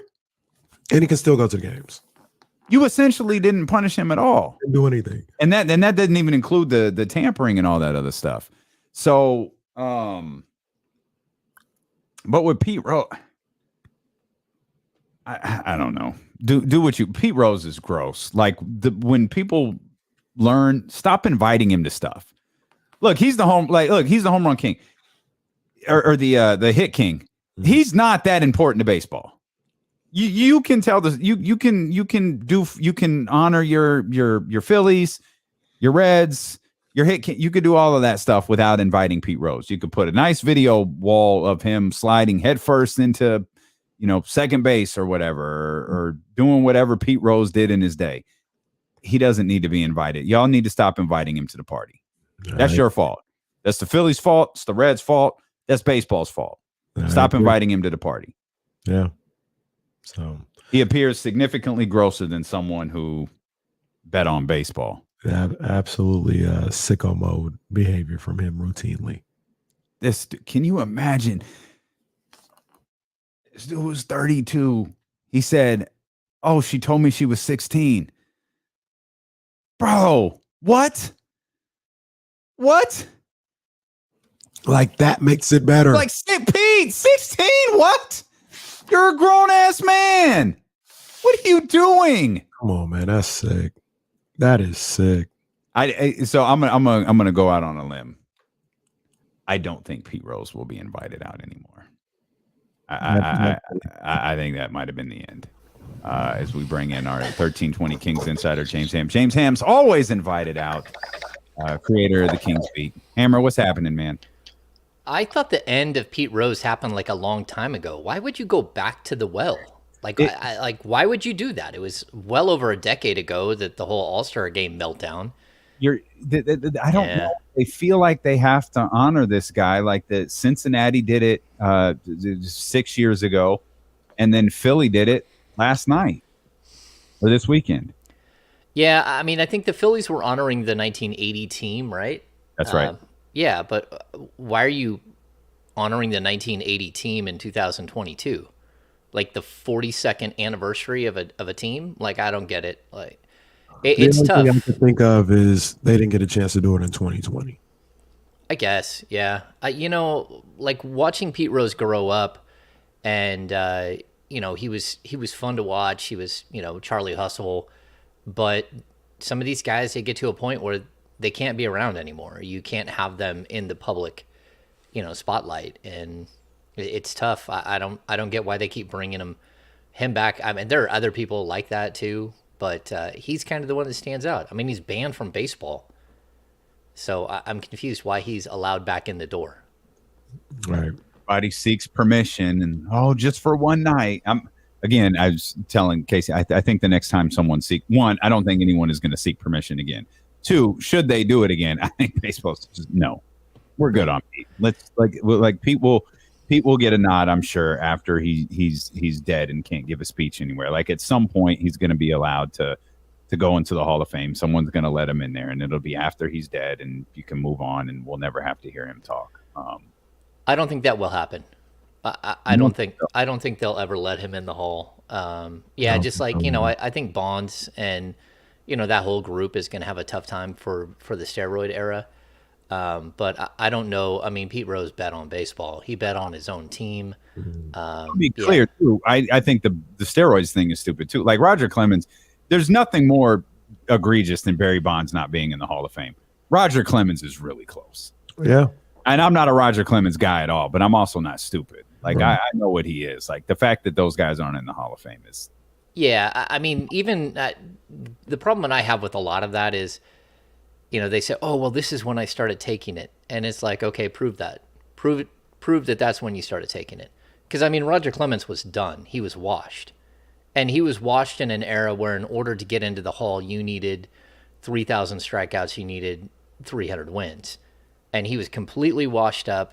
And then, boom, all of a sudden he becomes like this incredible ace again after, 3 seasons of just being done. And so, you can literally point to a moment when it happened. But again, with Bonds, like, yeah, sure, his head got bigger when he was older. But you can't tell me when he started taking steroids and when he didn't, because I have friends who played college baseball around that time. And it was so prevalent in college baseball that it was outlandish. Like, guys either got drafted or didn't get drafted, whether they took steroids or they didn't take steroids. And even to that point, that goes to the point of, I mean, who is he facing? He's facing a guy that's probably roided out of his mind. Everybody talks about the epic matchup between him and Eric Gagne, in 2000, whatever that was, 2002 or something like that. I mean, I don't want to say the whole league because I'm sure there are guys on there, but how you police just those two guys in that era. And mind you, there's been guys. Well, it's not just those two. Because Sosa and McGuire have the stats to get in. Sosa does.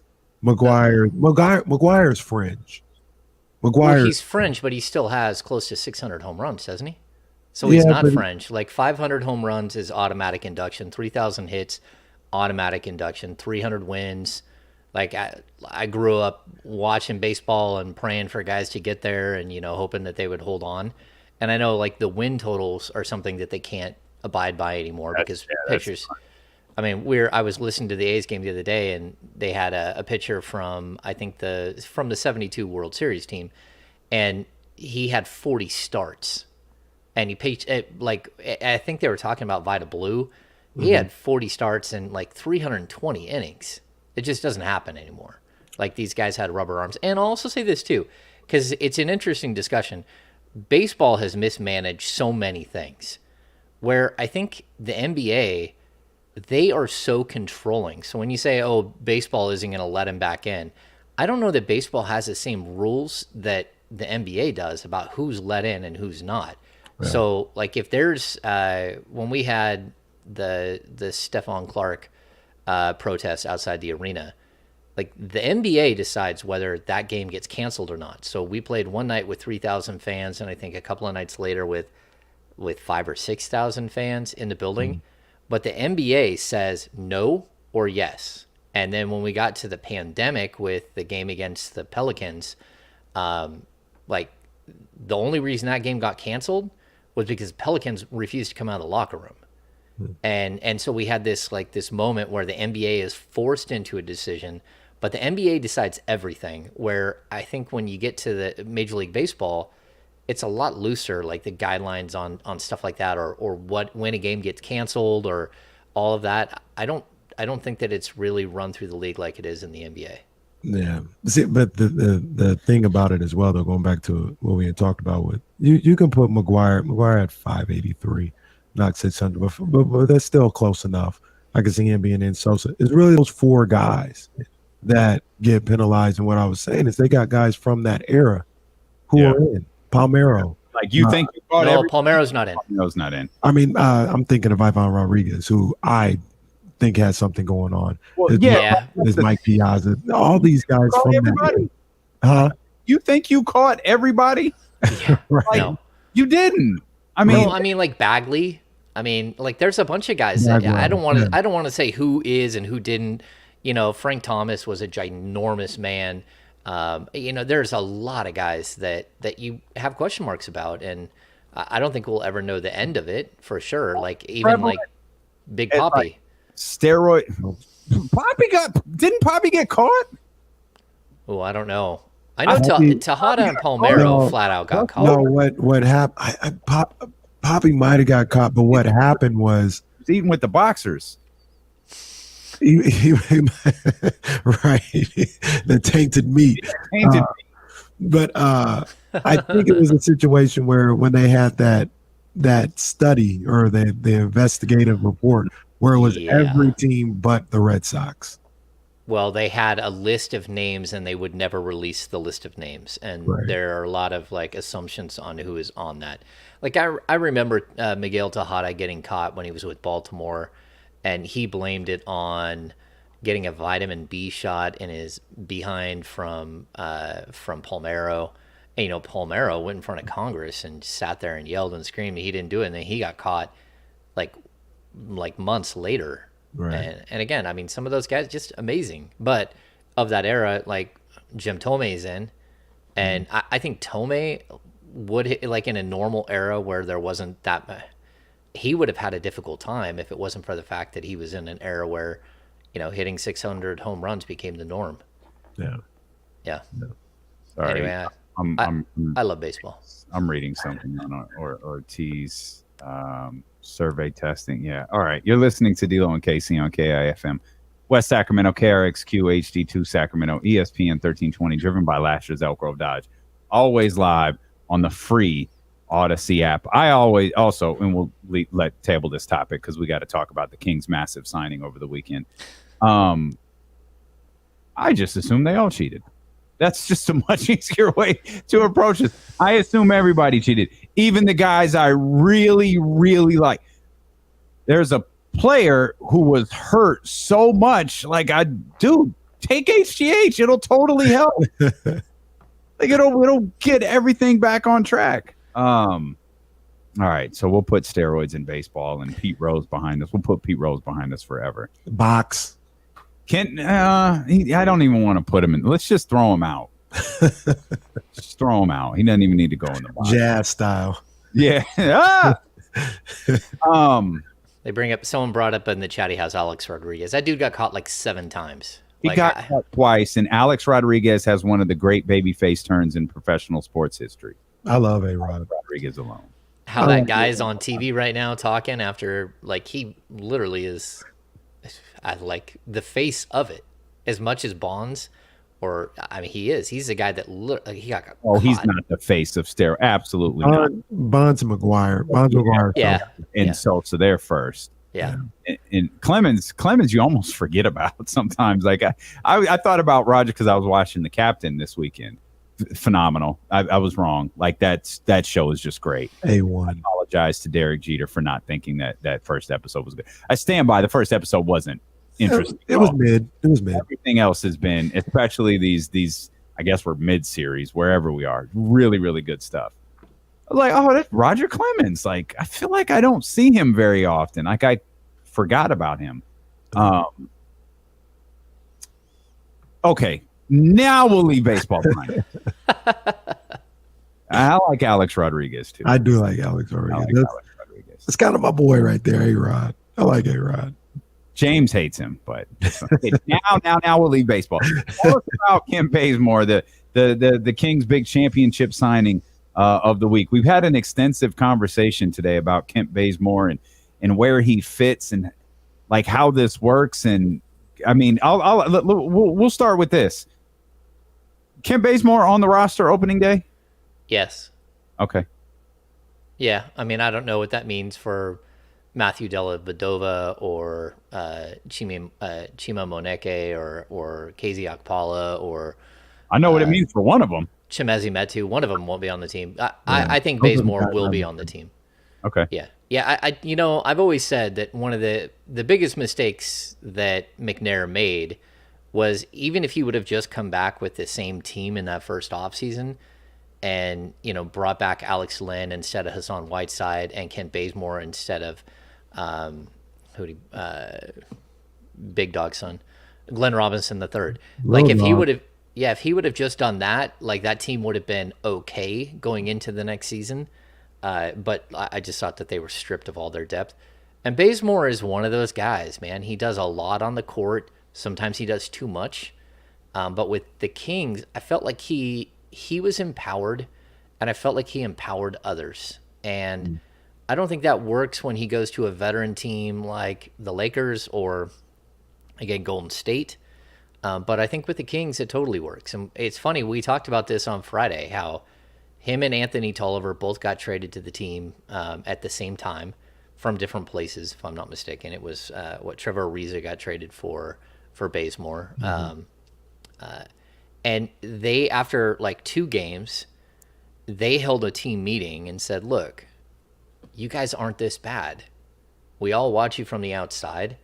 We know the talent level of the team, but you have this moment where you give in, and we're not going to do that anymore. And I thought that was like the leadership that him and Tolliver were able to provide in a very small window. And then Tolliver wasn't even there that long and didn't play at all. But I thought Bazemore, not only was he really good on the court for that stretch, but he also just meant so much. And a little bit, people will say like the Amon Shumpert personality. That's Bazemore's like that. He's got like this really fun, bubbly, but he's also what I call a self-made man in the NBA that had to work his way into the league. Nothing's been handed to him.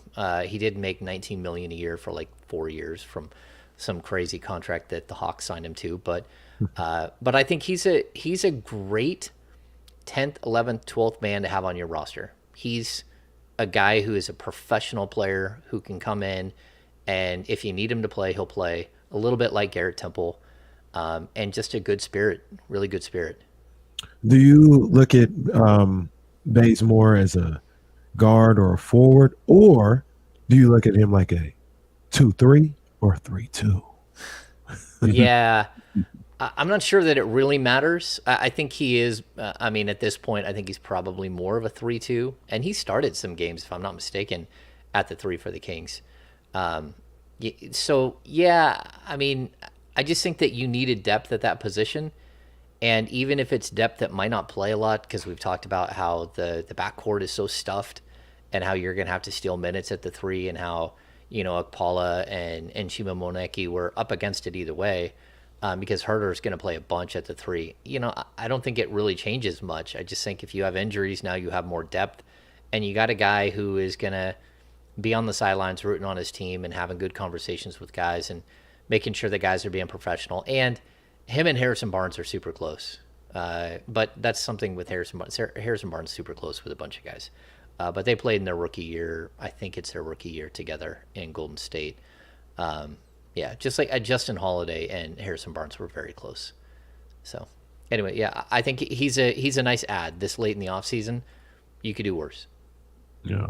If you were to make a depth chart of positions for the Kings, if Harrison, he's at the 3 spot. He's number 1 on the depth chart. Is Bazemore second, or is Kevon Huerter second? Yeah, I think Herter is probably second, although he will start at the 2. Right, I was going to say, it's weird because he's probably the 1, like he's the starter for the 2, but he's, second on the depth chart on the 3. Yeah, just do quick math. Fox is going to play 35 minutes. You pencil in Davion for a minimum of 28. So what is that, 63? That leaves you a whole 33 minutes to split between Monk and Looney. Monk and Herter at the 2. So where are you going to get the other, 22 minutes? You're going to steal those from the 3. And Harrison Barnes is going to play more than 26 minutes. So where are you going to take those minutes? And he's going to slide over and he's going to play the 4. And so I think that there is a nice tight, like 8.5, 9-man rotation that you can see kind of penciling out pretty quickly. But like you have to have depth in the NBA, and you can't get to like player number 10 and then no one else has any experience or no one else is reasonably good enough to play. And, having guys like, Alex Len and Bazemore and even, Metu, who's been in your system for a little while. Trey Lyles. We haven't even brought up Trey Lyles. If Dellavedova makes a team, that's going to be another, just those guys are professionals. And it's like, when you're watching a baseball game, and if you don't have professional hitters at all 9 spots, you're going to get toasted. And if you got a bunch of guys batting 200 or their on base percentage, even if they're batting 200, but they've got an on base percentage of like 380, that's still a professional hitter. He knows how to go up and handle himself. Well, the Kings have gone into plenty of seasons in the last few years where they don't have professional players after a certain spot, or guys who are still, that would play on any other team. And that's a problem. You can't walk into a season with 4 guys who are either second round picks or undrafted in the last 2 drafts, and they eat up 4 of your 15 roster spots. And that's what the Kings did like 2 years ago. So that's just not a good way to like build something that can be successful. Yeah, James, to your point, we talked about it earlier, and I look at, how you do the depth chart and how you would get Baze in there. There may be times or games where he doesn't play for a couple games in a row, because if you got Harrison Barnes there at the 3 on the depth chart, Baze is probably right behind him. But in the actual rotation, it's like, oh, Malik Monk came in for Harrison Barnes. All right, Herter, now you slide to the 3. Yeah. It's going to be a lot of that more times than not. And I think Bazemore is really good for that role. I think he would understand that role. He'd be accepting of it. He'd be ready for if he's, called into a game or if somebody goes down for a game or 2 to step up. I think that's a good, like you talked about, NBA guy to have on that roster ready to go.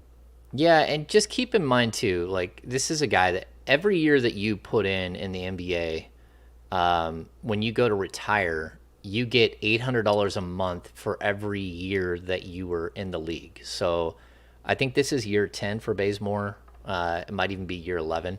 So those things start to add up. So, if you want to stay on, you want to stay part of the league, and he takes care of his body. He's an avid golfer. He loves the weather here for sure, and loved golfing. He was golfing all the time when he was here. But he's also a guy that, just has a really good spirit. He's going to be a guy that jumps up off the bench and high fives everybody and, congratulates them coming off the court. And if he's not playing, it's not that it's fine with him, but I think he understands it. And then when it is time to play, he's going to be ready to jump out there and go. And not a lot of guys are like that. I'm asking this question for a reason. I feel like he was one of the. Did he get vaccinated? Oh, Bazemore? Yeah. Oh, I don't know the answer to that. I bring that up. That's. I promise that's not random. NBA players must be. This just in an ESPN report. Says NBA players must be vaccinated or have medical clearance to play in Canada. Obviously, for a team like Sacramento, that's not that big of a deal. That's one game. And I don't know what medical clearance exactly means, but that's a note that's out there and probably particularly noteworthy given the the Brooklyn Nets stories that are out there right now. And well, go to Canada. We'll know in February when they make that trip to. Well, Jesse says he is. So Jesse looked it up and says he is. I don't know what made me think that he wasn't or might not be, but he in fact is. So that just tying a couple. That's good for when the Kings and the Raptors meet in the finals. We'll have Kent Bazemore. Yeah, I think there is at He'll least play a key part in the Kings' first finals victory. Yeah, last time I checked, there's at least one King that I know of that. There was one that got vaccinated, but started to get vaccinated and then caught COVID last year. And then there was one other player that was not vaccinated. And both of those players are still on the team. But I don't know if the one that was not vaccinated actually went and got vaccinated. I'm going to guess the answer is no, which is interesting because you can't get traded to Toronto for sure. You just can't. They won't let you in the country. It's tough. It's not. It doesn't appear it's going to be as big of a deal as it was last year, but this stuff can always change. Like we get concert alerts, different things like of protocols that change just within arenas in different states. So obviously not a big deal, but just something to look at. But Kent Bazemore is good, so he can play 48 minutes for us if needed. Yeah, I think Toronto is the one place that doesn't have that you can't play. Outside of that, I don't think that there's anyone left. Yeah, I think all have been lifted. Yeah, I think they did too. So I think you can play in just about every city. I know San Francisco had the ordinance, and I think even that was lifted. So eventually they were allowed to play in San Francisco. Kent Bazemore. Sorry, Casey, go ahead. No, you got more on Baze.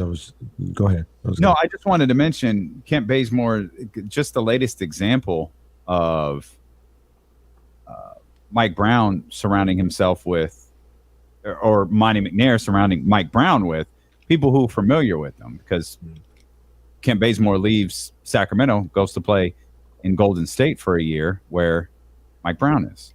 And between the Nigerian team and, Matthew Dellavedova, like it's a lot of familiar faces for Mike Brown. Yeah, I put it out there too this weekend after they signed him, that if you look at like where Kent Bazemore has played, he played with Alex Lynn in Atlanta. He played with Kevin Huerter in Atlanta.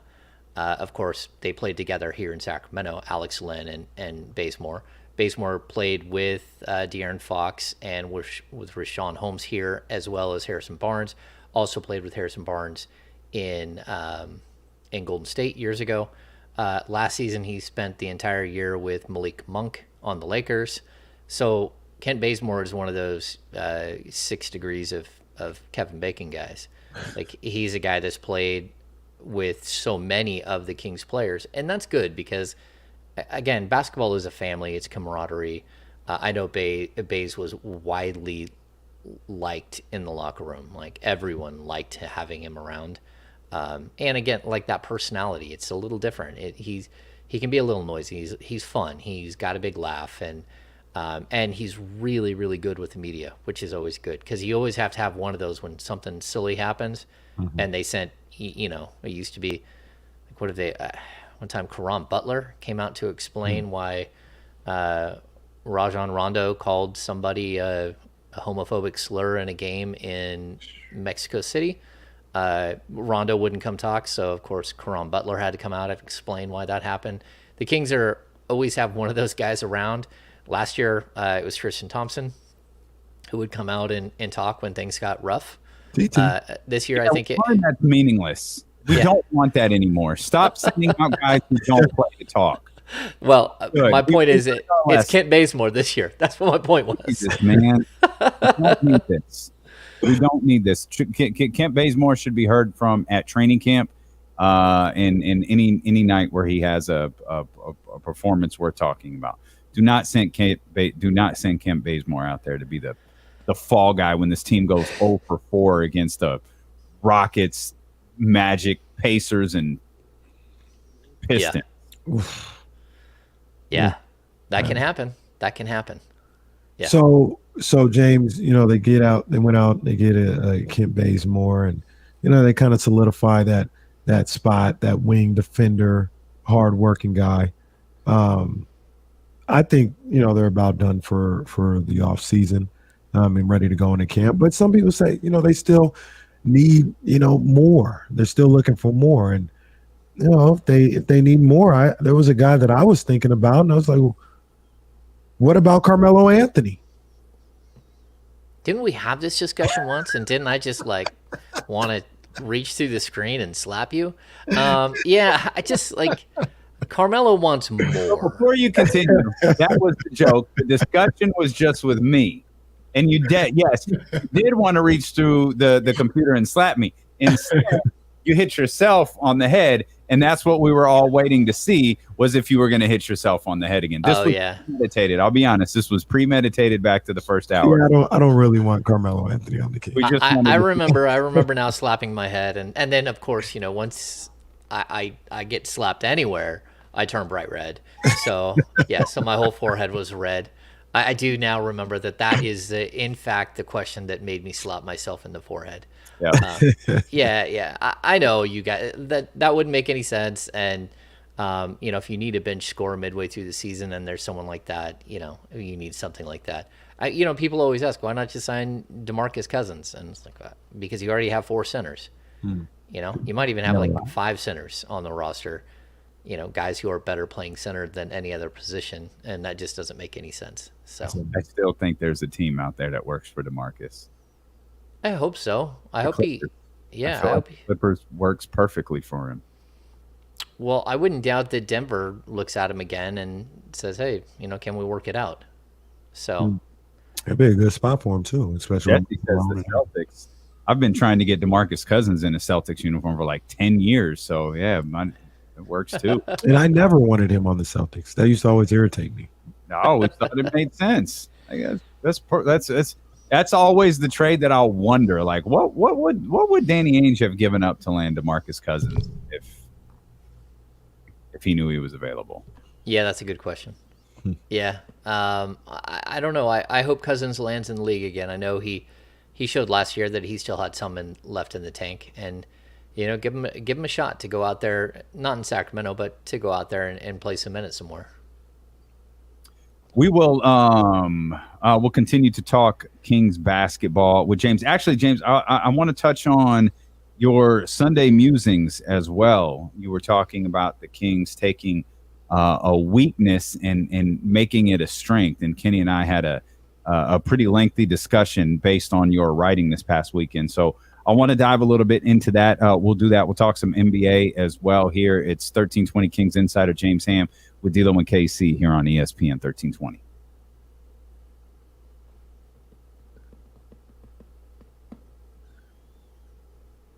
Oh, we're clear. Jesse says, when you look at it, it probably would have been Jaylen Brown.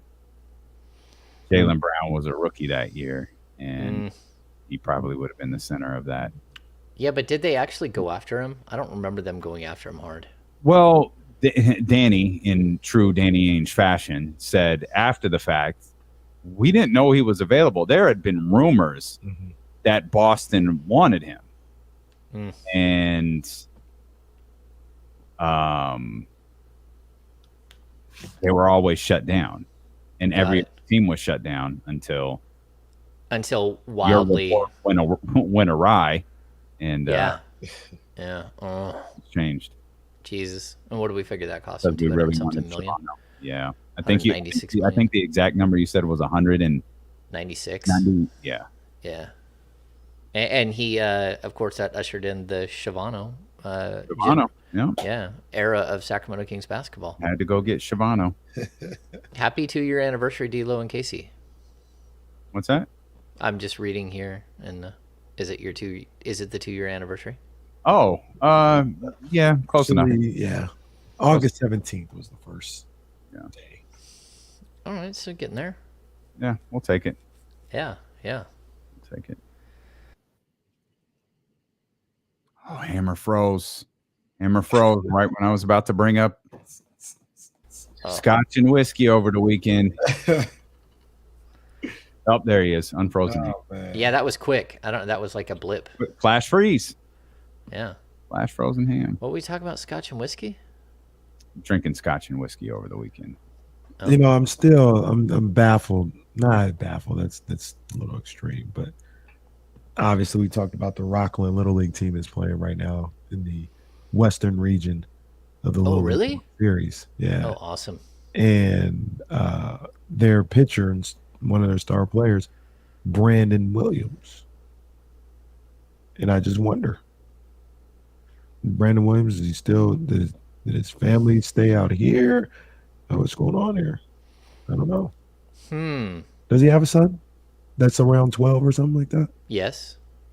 I don't remember exactly how old his son is. That's interesting. A little disruptor on that team, because that would be the story. What'd you say? Is he talking to Chris Haynes on the on the sideline, on the dugout? Has he got Chris Haynes in the dugout? There it is. Do his teammates blame literally everything on him? That's awesome. If so, that's him. Oh, and Ramsey, shout out to LYB out there doing. They had to go all the way out to Maine for the Cal Roofing World Series. So, big ups to LYB. Do your thing. Yeah, I don't know. I mean, Brandon Williams is a fairly common name, so could just be the kid's name. But Rockland would seem like a place where somebody that works for the Kings will live. So Yeah, man, there's a bunch of Brandon Williams. it's like Bill can't Smith. you can't really type that one in and think you're going to come up with anything interesting. Laguna Youth Baseball. I have a friend from high school and from like middle school, grade school. Her dad was an umpire, or he might still be an umpire, but he's getting up there. And he got invited to umpire at the Little League World Series. So he's one of those dudes who's done it for like, 40 something years. And it's a huge honor in the umpiring world if you get the call to go to the Little League World Series. That's cool. Yeah. That's really cool. I think this Brandon Williams kid is actually pretty tall too, by the way. Yeah, I think I almost got thrown out of a Little League game by him one time. What were you doing to get thrown out? Coming back. Oh.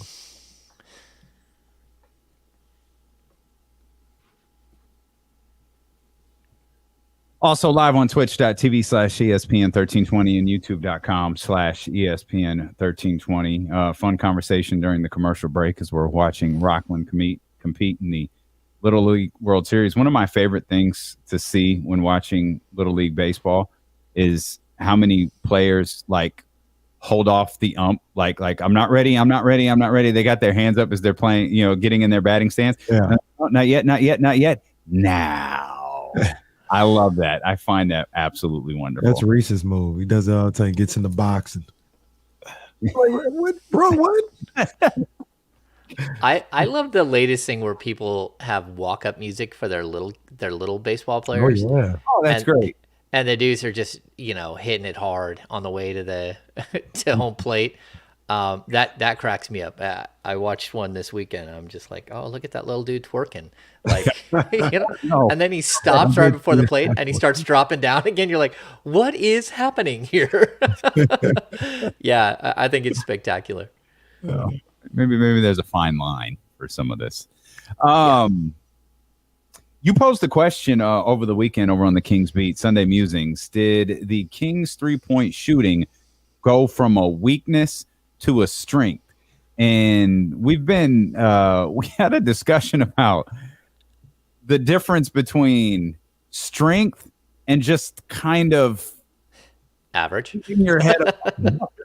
So we obviously we're having a conversation, we're having fun. You used a lot of numbers to support this article. What did you come up with what you feel like is a definitive answer before seeing him on the court, whether this is a strength or a weakness?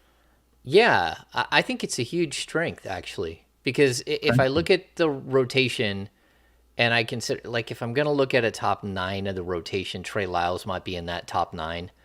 And if you add him and you add Keegan Murray and you add Harrison Barnes and Herter and Monk. So we got 5 guys who should all shoot between like 36 and 42% from 3.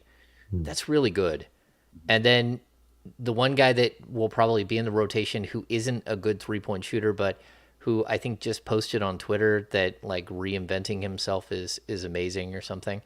Rashawn Holmes is a guy that at one point in his career shot 37% from 3 in a short stint with Philadelphia.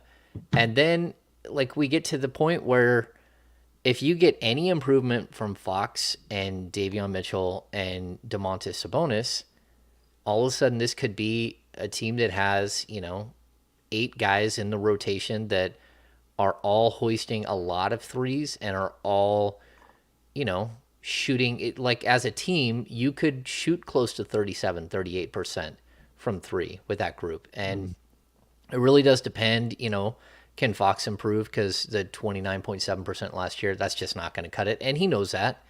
And he shot 38% in his last 16 games before he hurt his hand.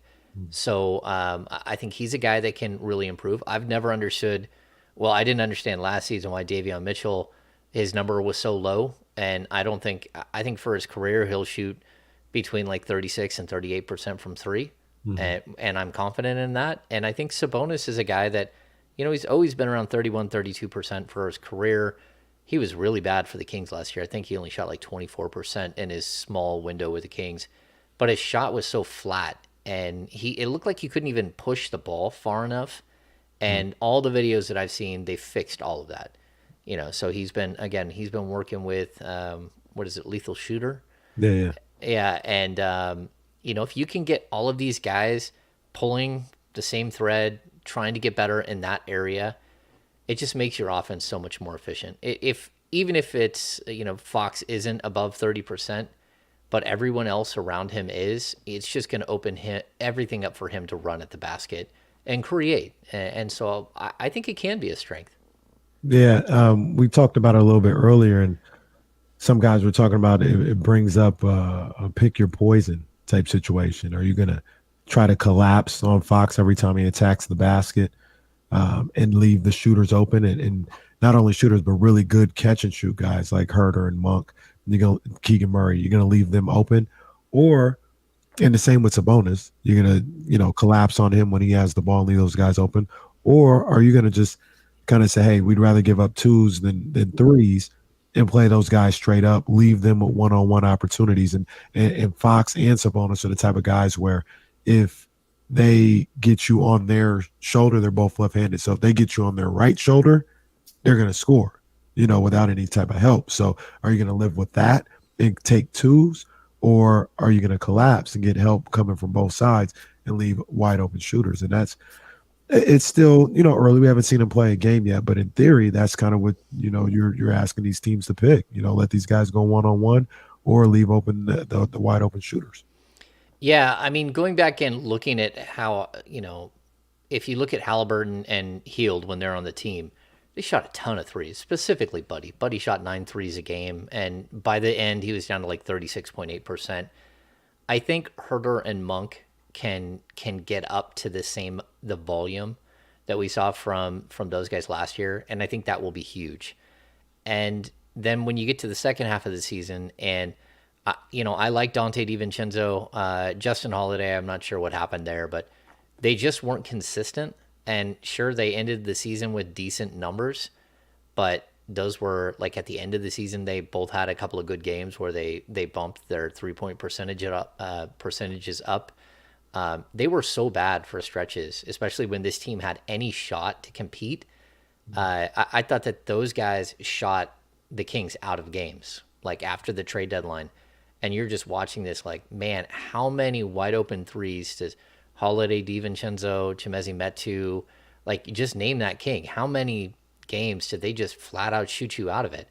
And I don't think that will be the case this year. The guys that they brought in are just really, really stable 3-point shooters. They're guys that don't hunt threes. They're guys that move off the ball really well and are always in position to catch and fire. And that goes for Keegan. That goes for Herter. That goes for Monk. Monk can create a little bit off the bounce. I think he shot like 34% on 3-point shots that he created. So yeah, I just like the mix. And if Fox and Davion and Sabonis can give you, even if it's 3 or 4 percentage points better than what we saw last year, this team could be really dangerous from behind the arc. That was kind of what I was going to ask you. Do you think the idea is to make the Kings, I get this is probably weird in 2022, but to make them a 3-point shooting team? I think you have to be. It's just weird given that Fox isn't a 3-point shooter. He's option 1. Domantas Sabonis isn't a 3-point shooter. He's option 2, or, vice versa. But you've obviously made an effort to substantially up your ability to hit that shot. Yeah, I think really it always comes back to like the George Karl, which was actually his Vance Wahlberg's offense, the dribble drive motion offense, where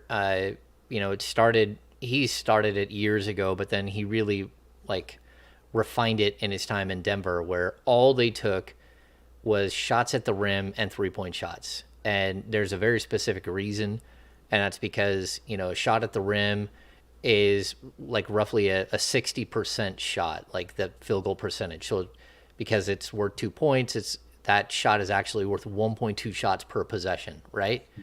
And then if you look at the corner three, NBA teams shoot the corner three at 40% on average. So that, again, is 1.2 shots per possession. Any other shot in the game isn't worth shooting at all. Like a 18-foot jump shot is the likelihood of it going in is like 38%. So you're looking at like 0.76 points per possession. So if one team is scoring 1.2 points per possession every time, and one team is scoring, 0.76, like the margin opens up very quickly. And so I think the modern NBA team has to be able to do two things: score at the rim, which the Kings have two elite finishers at the rim in Sabonis and Fox. And then you have to surround them with three-point shooters because you need that to open up the spacing for everything else. So it's a little complex, but like the design is there. The only question is, why didn't you do it earlier? Because this is kind of what you were hedging towards. And I think having Sabonis really does change everything, because now you have a guy who can hit all of these three-point shooters from a set position. And, we know he can pass from the post. We know he can pass from the high post.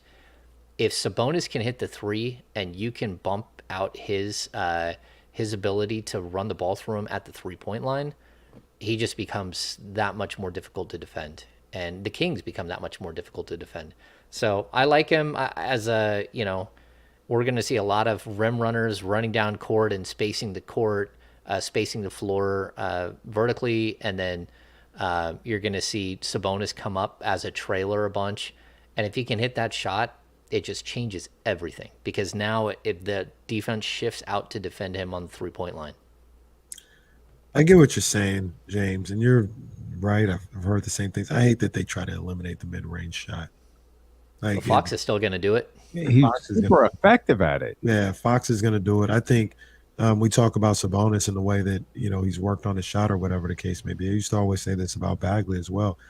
Man, if they could perfect a 15 to 17-foot jump shot, you know what I mean? Like, Chris Webber damn near makes the Hall of Fame off of that, being able to hit that shot and being automatic from that.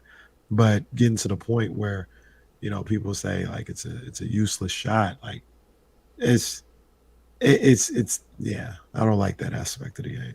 I don't think it's useless, but I'll make the point here. It's that De'Aaron Fox, who was actually really good from mid-range last year, from 3 to 10 feet, he shot 46.6%. From 10 to 16 feet, he shot 45.1%. And from 16 to three-point line, he shot 45.3%.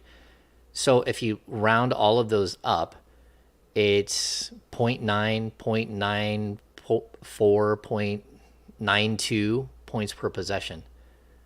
And that's where, his shot at the rim, where he's shooting 71.4% at the rim, that's 1.4 points per possession. So there's no way to make up the gap when, even if you're making a bunch of mid-range shots, your percentages are going to be about 45%, and that's only 0.9 points per possession. And so you got to find ways to hit those threes. You got to find ways to finish at the rim. Again, 71%. The difference between Fox taking a mid-range jumper at literally 0.9 points per possession and him finishing at the rim at 1.4 points per possession, that's a half point every single time down the court. That's a substantial difference as far as like the advanced statistics on it. And that's why we see, that mid-range shot going away. And it also doesn't space the floor. That's the other reason. So it doesn't help with the guy going to the rim, and it doesn't really help with the three-point guy either, because now you can defend multiple players in an area because the guy's shooting a mid-range. So do the dominoes fall for this Kings offense, at least in theory, with Fox going to the basket? Or, like, I guess to use the old, do the dominoes fall by working inside out? That's a good question, because this is one of the few teams I think that can work inside out. Between Sabonis and Fox, I mean, you're going to see a huge amount of two-man game early. Mm-hmm. And then as soon as they adjust and start clamping down the two-man game and sending an extra guy in that vicinity, then Herter and Monk and Murray and Barnes, they're just going to torch you from three. And they're all, again, every single one of those guys, they're like a 280 hitter batting second on a good team in Major League Baseball. and all they do is sit there and work the count, and they're ready for their pitch. And, that's what you're looking for. You're looking for that type of system where guys know their roles, guys are waiting and really good at what they do, and they support the idea of your big players. And the idea, again, it's why the Lakers, I don't fear the Lakers hardly at all. Like, can the Lakers steal a playoff spot? Yes. Can they miss the playoffs again? Sure. They don't have any three-point shooters. And when your best three-point shooter is Anthony Davis, and, LeBron needs floor spacers to open up everything for him to control the game, they're making life so difficult on themselves. And that's why I think this is one time where it's like, look, you loaded up. And the Kings weren't a bad three-point shooting team like 3-4 years ago. It just seems like the last year or two it kind of petered off, and you gotta reload if this is how you're going to build your team. And for right now, the faces of the franchise are Fox and Sabonis. If you're gonna have those two as your face, you gotta surround them with as many three-point shooters as possible. I'm gonna assume, maybe I should just ask you, but we'll assume anyway, that you don't think Kent Bazemore was that X factor move to propel them to a play-in playoff guarantee. So you still think they need another move to make to propel them to a guaranteed at least play-in type team?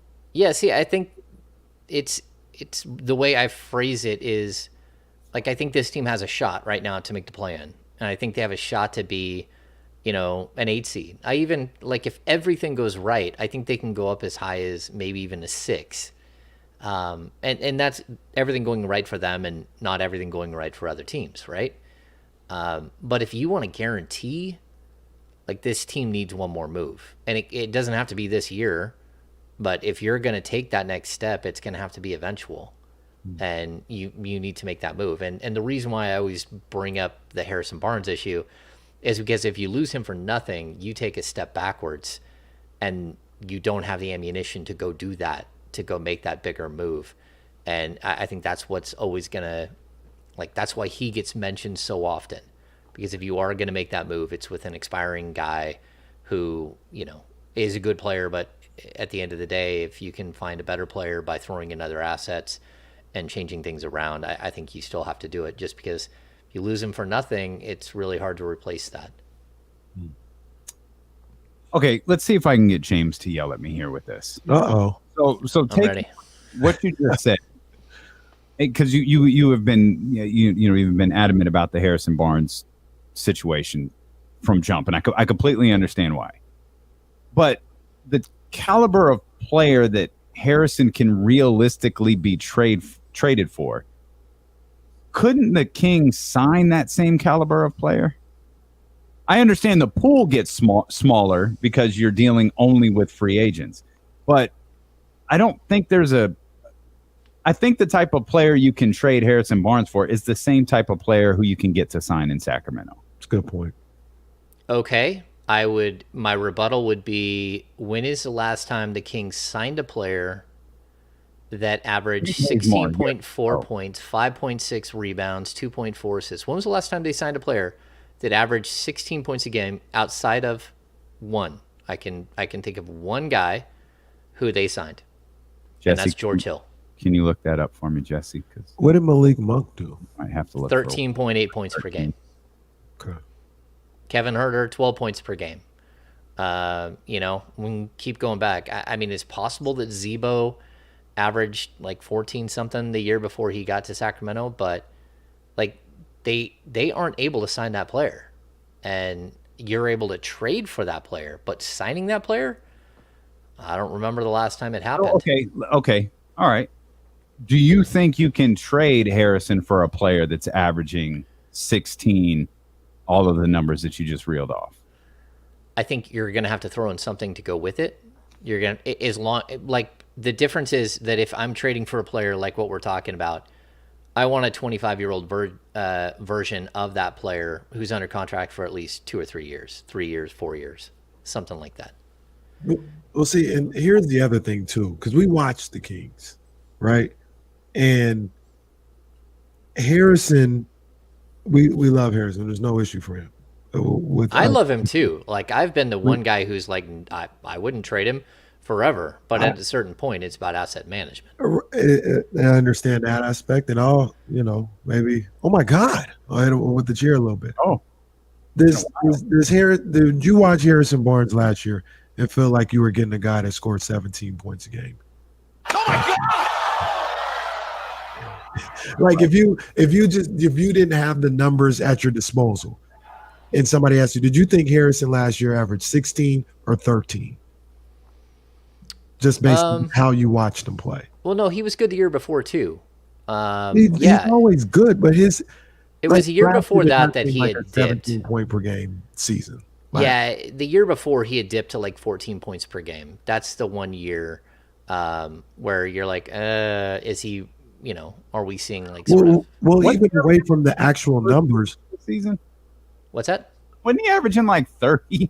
Wasn't he scoring like 27 points per game in the first 2 weeks of the season? Like like he was cooking at the very beginning of the year. And then he hurt his foot, and I think people forget that he hurt his foot, and like I think he fought through that and probably hurt himself, like it hurt his overall value because he probably wasn't healthy, and it probably took much longer. And we didn't actually get to, we get to talk to him in post game, but it's always like a far apart, and there is no off the record stuff. Although Harrison was cheeky with us a couple of times this year and actually stopped at the door and asked us questions, but we don't get that one-on-one time to like pull a guy aside and like what is going on with the foot, where is the foot, how, like I know you don't want to make excuses, but actually just like give me sort of a synopsis of where you are today. We don't get that anymore, although we might this year. We might get let back in the locker room, but yeah, like losing that ability to have those conversations with people is huge. But I'm gonna guess that he probably wasn't right for a month or 6 weeks, and by the time he was, the season was already fading already, and then trade happened and all these things happen, like the snowball effect that happens during the season. I want to say I love Harrison, by the way. And not only do I hope that he stays this year, I'd like for him to reconsider, come back for a couple of years. That's it. Well, that's I'm not lost on Harrison re-signing here.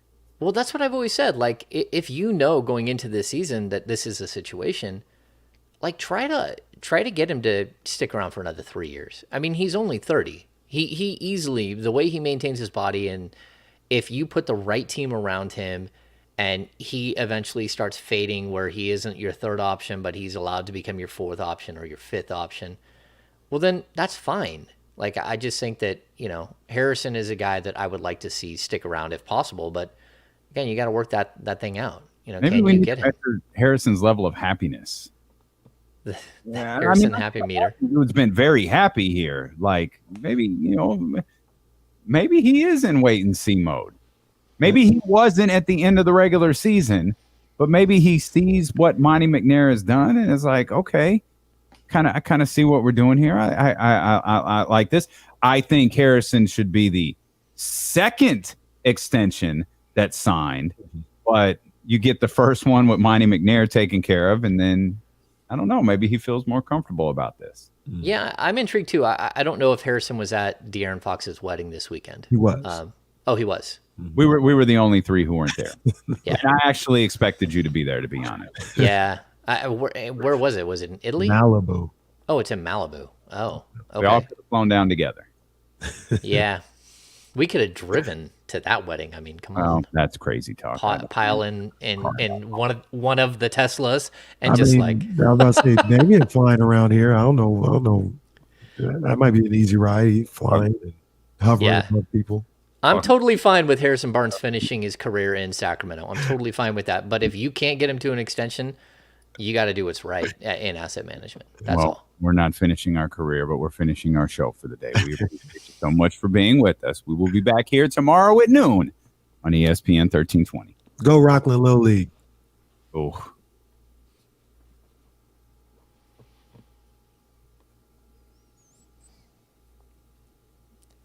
Oh. I'm the only one. I'm the only one who heard that. Jesse just laid out the Boston Celtics deal. Oh Oh no. man. Yeah. Oh, it's tough. Was it Marcus Smart and Jaylen No, Brown? Jalen. Give it to me again. Jalen. Oh. Okay. Kelly Olynyk and Amir Johnson, along with who are both expiring deals, plus Jalen, and then the Brooklyn pick. The Brooklyn pick the next year. Which became what? It was like 14 or something, right? Like it wasn't that high. They thought it would be, or was that the Memphis pick that ended up not being that high? If we held off one more year, it would have been the pick for Tatum. If we said we don't want next year's pick, we want the pick after, you would have gotten. Oh, well, We would. Next. Oh, I got you. because Tatum was a legit. Tatum was. It was their own pick, right? This is hard. This is too difficult to relay. You'll have to do it when Jesse's back. Tatum wasn't their own pick. Tatum, they had. Was that a Nets pick? They were at number 1, and they traded down to number 3 and picked up the Nets pick. Isn't that how that worked out? I meant like, yeah, they did picked that, up Philly's pick. But the actual, even the 3 pick, that was their pick, or was that a Brooklyn pick? Well, the 3rd pick, they definitely traded down. Said it was Brooklyn. It was Brooklyn. Yeah, that sounds about right. Because they had Isaiah Thomas. Yeah, they couldn't have been one of the worst teams in the league. I'll tell you this too: like that draft, there was a high likelihood that Fox went ahead of the Kings and that Tatum fell. He was the guy that everyone thought would fall on draft night. And if he would have fallen, this is horrible. If he would have fallen to 5, the Kings would have drafted Donovan Mitchell at 10. And they could have had Mitchell and Tatum in that draft at 5 and 10. If the draft would have gone a different way. So, yeah, just wild. They could have had Fox and Monk, like I said they should have had. Or Fox. They should have Fox and Bam. That's what they should have had. Right. Jesus. Who was the power forward at the time? For who? The Kings. Who was it? They didn't really have one, did they? No, I don't. Yeah, there wasn't a. What year? That's the way you do it, right there. 2017. Yeah, that would have been brilliant. Willie was playing in the middle. Before you go, before anyone leaves, hit the thumbs up, please. We're yeah. way behind on those, so if you guys could hit the thumbs up, it'd be massive. It's funny. It's one of those things that if you don't tell people to hit it, they don't. Yeah, I understand. I've noticed that, like, even if I forget in a pod, let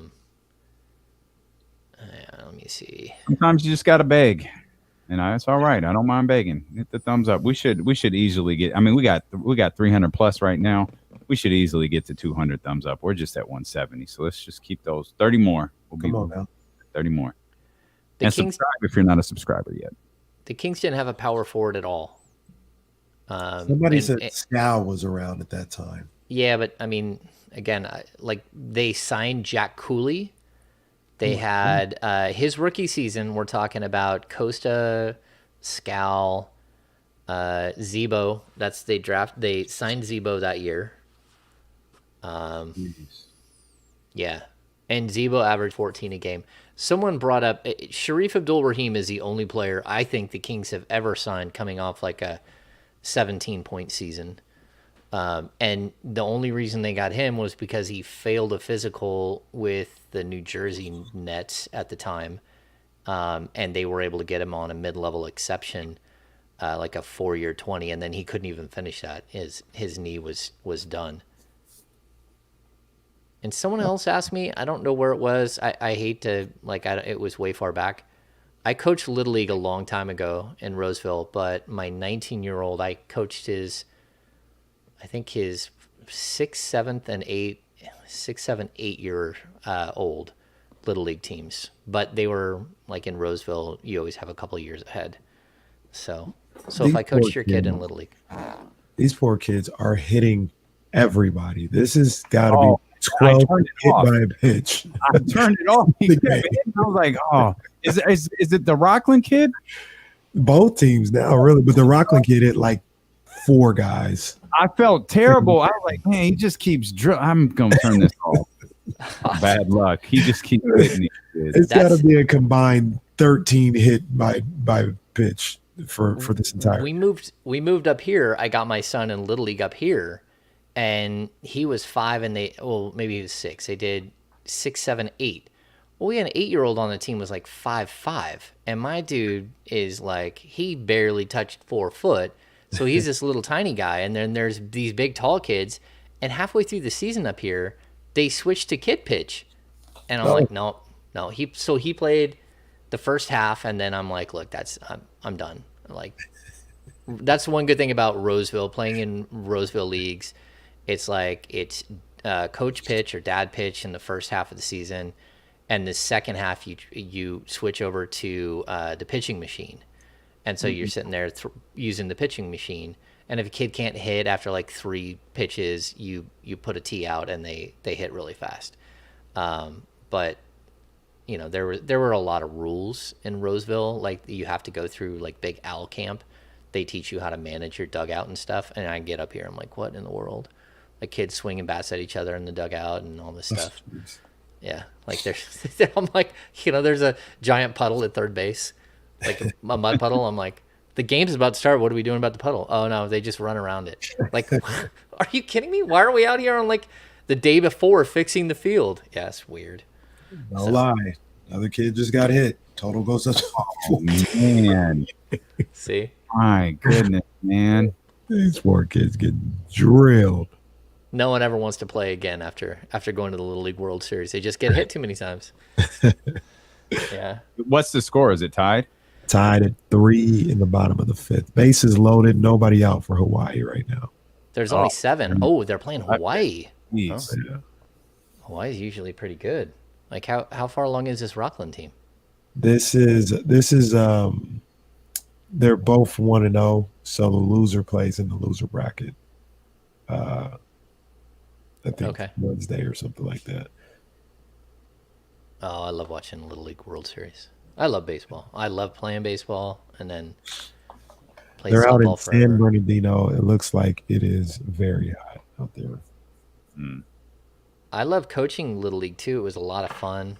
The only problem is that you just have to, like, I wanted like a checklist from the parents. My first year, I got so many wackadoodle situations with divorced parents and who can come to a game and who can't, and you know, like all kinds of stuff, like all kinds of weird stuff. And second year, I'm like, okay, I want a dossier on every single kid. Who am I dealing with? Who am I not dealing with? Who can leave? You know, all kinds of stuff. Oh man. All right. We're shutting down. Appreciate you guys. Remember, hit the thumbs up before you go. Become a subscriber. Go subscribe to the King's Beat, the newsletter, and the podcast. And we'll see you tomorrow. Yeah. I love rock.